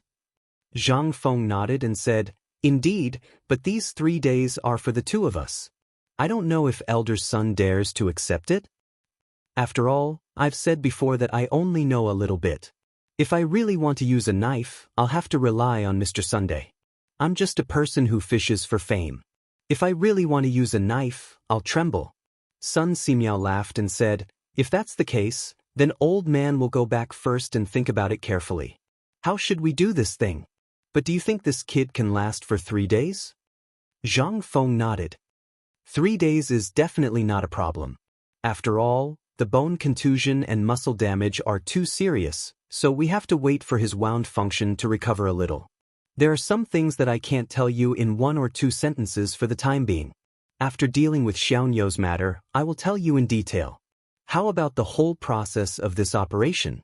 Hearing this, Sun Simiao nodded with satisfaction. But the next moment, Sun Simiao said earnestly, "Kid, I know you are kind, but it also depends on the place. The blood to create life, the blood to return the soul, and the bone connection technique have never happened since ancient times. You should also know what the consequences will be if this matter is spread out." Zhang Feng was worried about this. He sighed and said, "Elder Sun, I know everything you said, but you have to give me some time. After all, it's a matter of life and death. I was too agitated back then and didn't care about anything else. However, I don't think anyone will care about something like that." Sun Simiao looked at Zhang Feng meaningfully. Then, without saying a word, he went to prepare for the operation on Mua Xiaohu. After sending off Sun Simiao, Zhang Feng dragged his tired body back to the cabin. Just as he was about to sit down, he realized that Cheng Yaojin and Yu Qigong were quietly sitting on the side of the recliner, staring at him. This scared Zhang Feng so much that he trembled. Without waiting for Zhang Feng to speak, Yu Qigong stared at Zhang Feng and asked, "Kid, I'm going to ask you a question. You have to answer me seriously. You can steal blood and return souls?" Yu Qigong's eyes were fixed on Zhang Feng. He was just short of sticking his face to him. Zhang Feng turned his head with some difficulty. He was not used to talking to people like this. "I can't." Yu Qigong's question was too ambiguous. Moreover, Zhang Feng was still thinking about Sun Simiao's words and the look in his eyes when he left. Therefore, he made a prompt decision to deny it. Otherwise, who knew if this old man would think of a way to make him use the blood-stealing soul-returning technique again? That would be troublesome. However, Yu Qigong obviously had no intention of letting him go. He asked again, "Why did you take a section of fish intestines and 2 hollow fish bones to draw blood into Little Tiger's body?" Little Tiger came back to life, but the Tujue died. If this isn't blood-stealing soul-returning technique, then what is? Yu Qigong's eyes were burning with flames as he stared at Zhang Feng. He seemed to be trying to figure out something from Zhang Feng's every move. Zhang Feng was speechless when he saw Yu Qigong's burning gaze. "How could I tell you this? This is some common knowledge that I need to learn during the military training held by the school twice a year. However, it's only common knowledge. This is the first time I've performed a blood transfusion and sutured a wound. If I say this, won't you slice me up on the spot? Don't you think you'll cut me up on the spot?" Just like what the doctor in the military training class said, saving lives was just like that.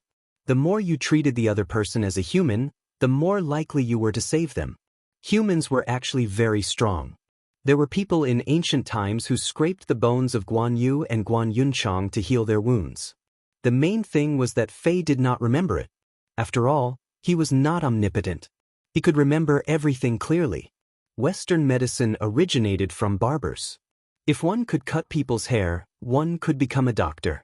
Perhaps even the stupid pig craftsman could become a founder.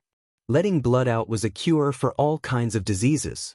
If the feet hurt, the hands would be chopped off. If the hands hurt, the hands would be chopped off. As for headaches, there was no way to treat them.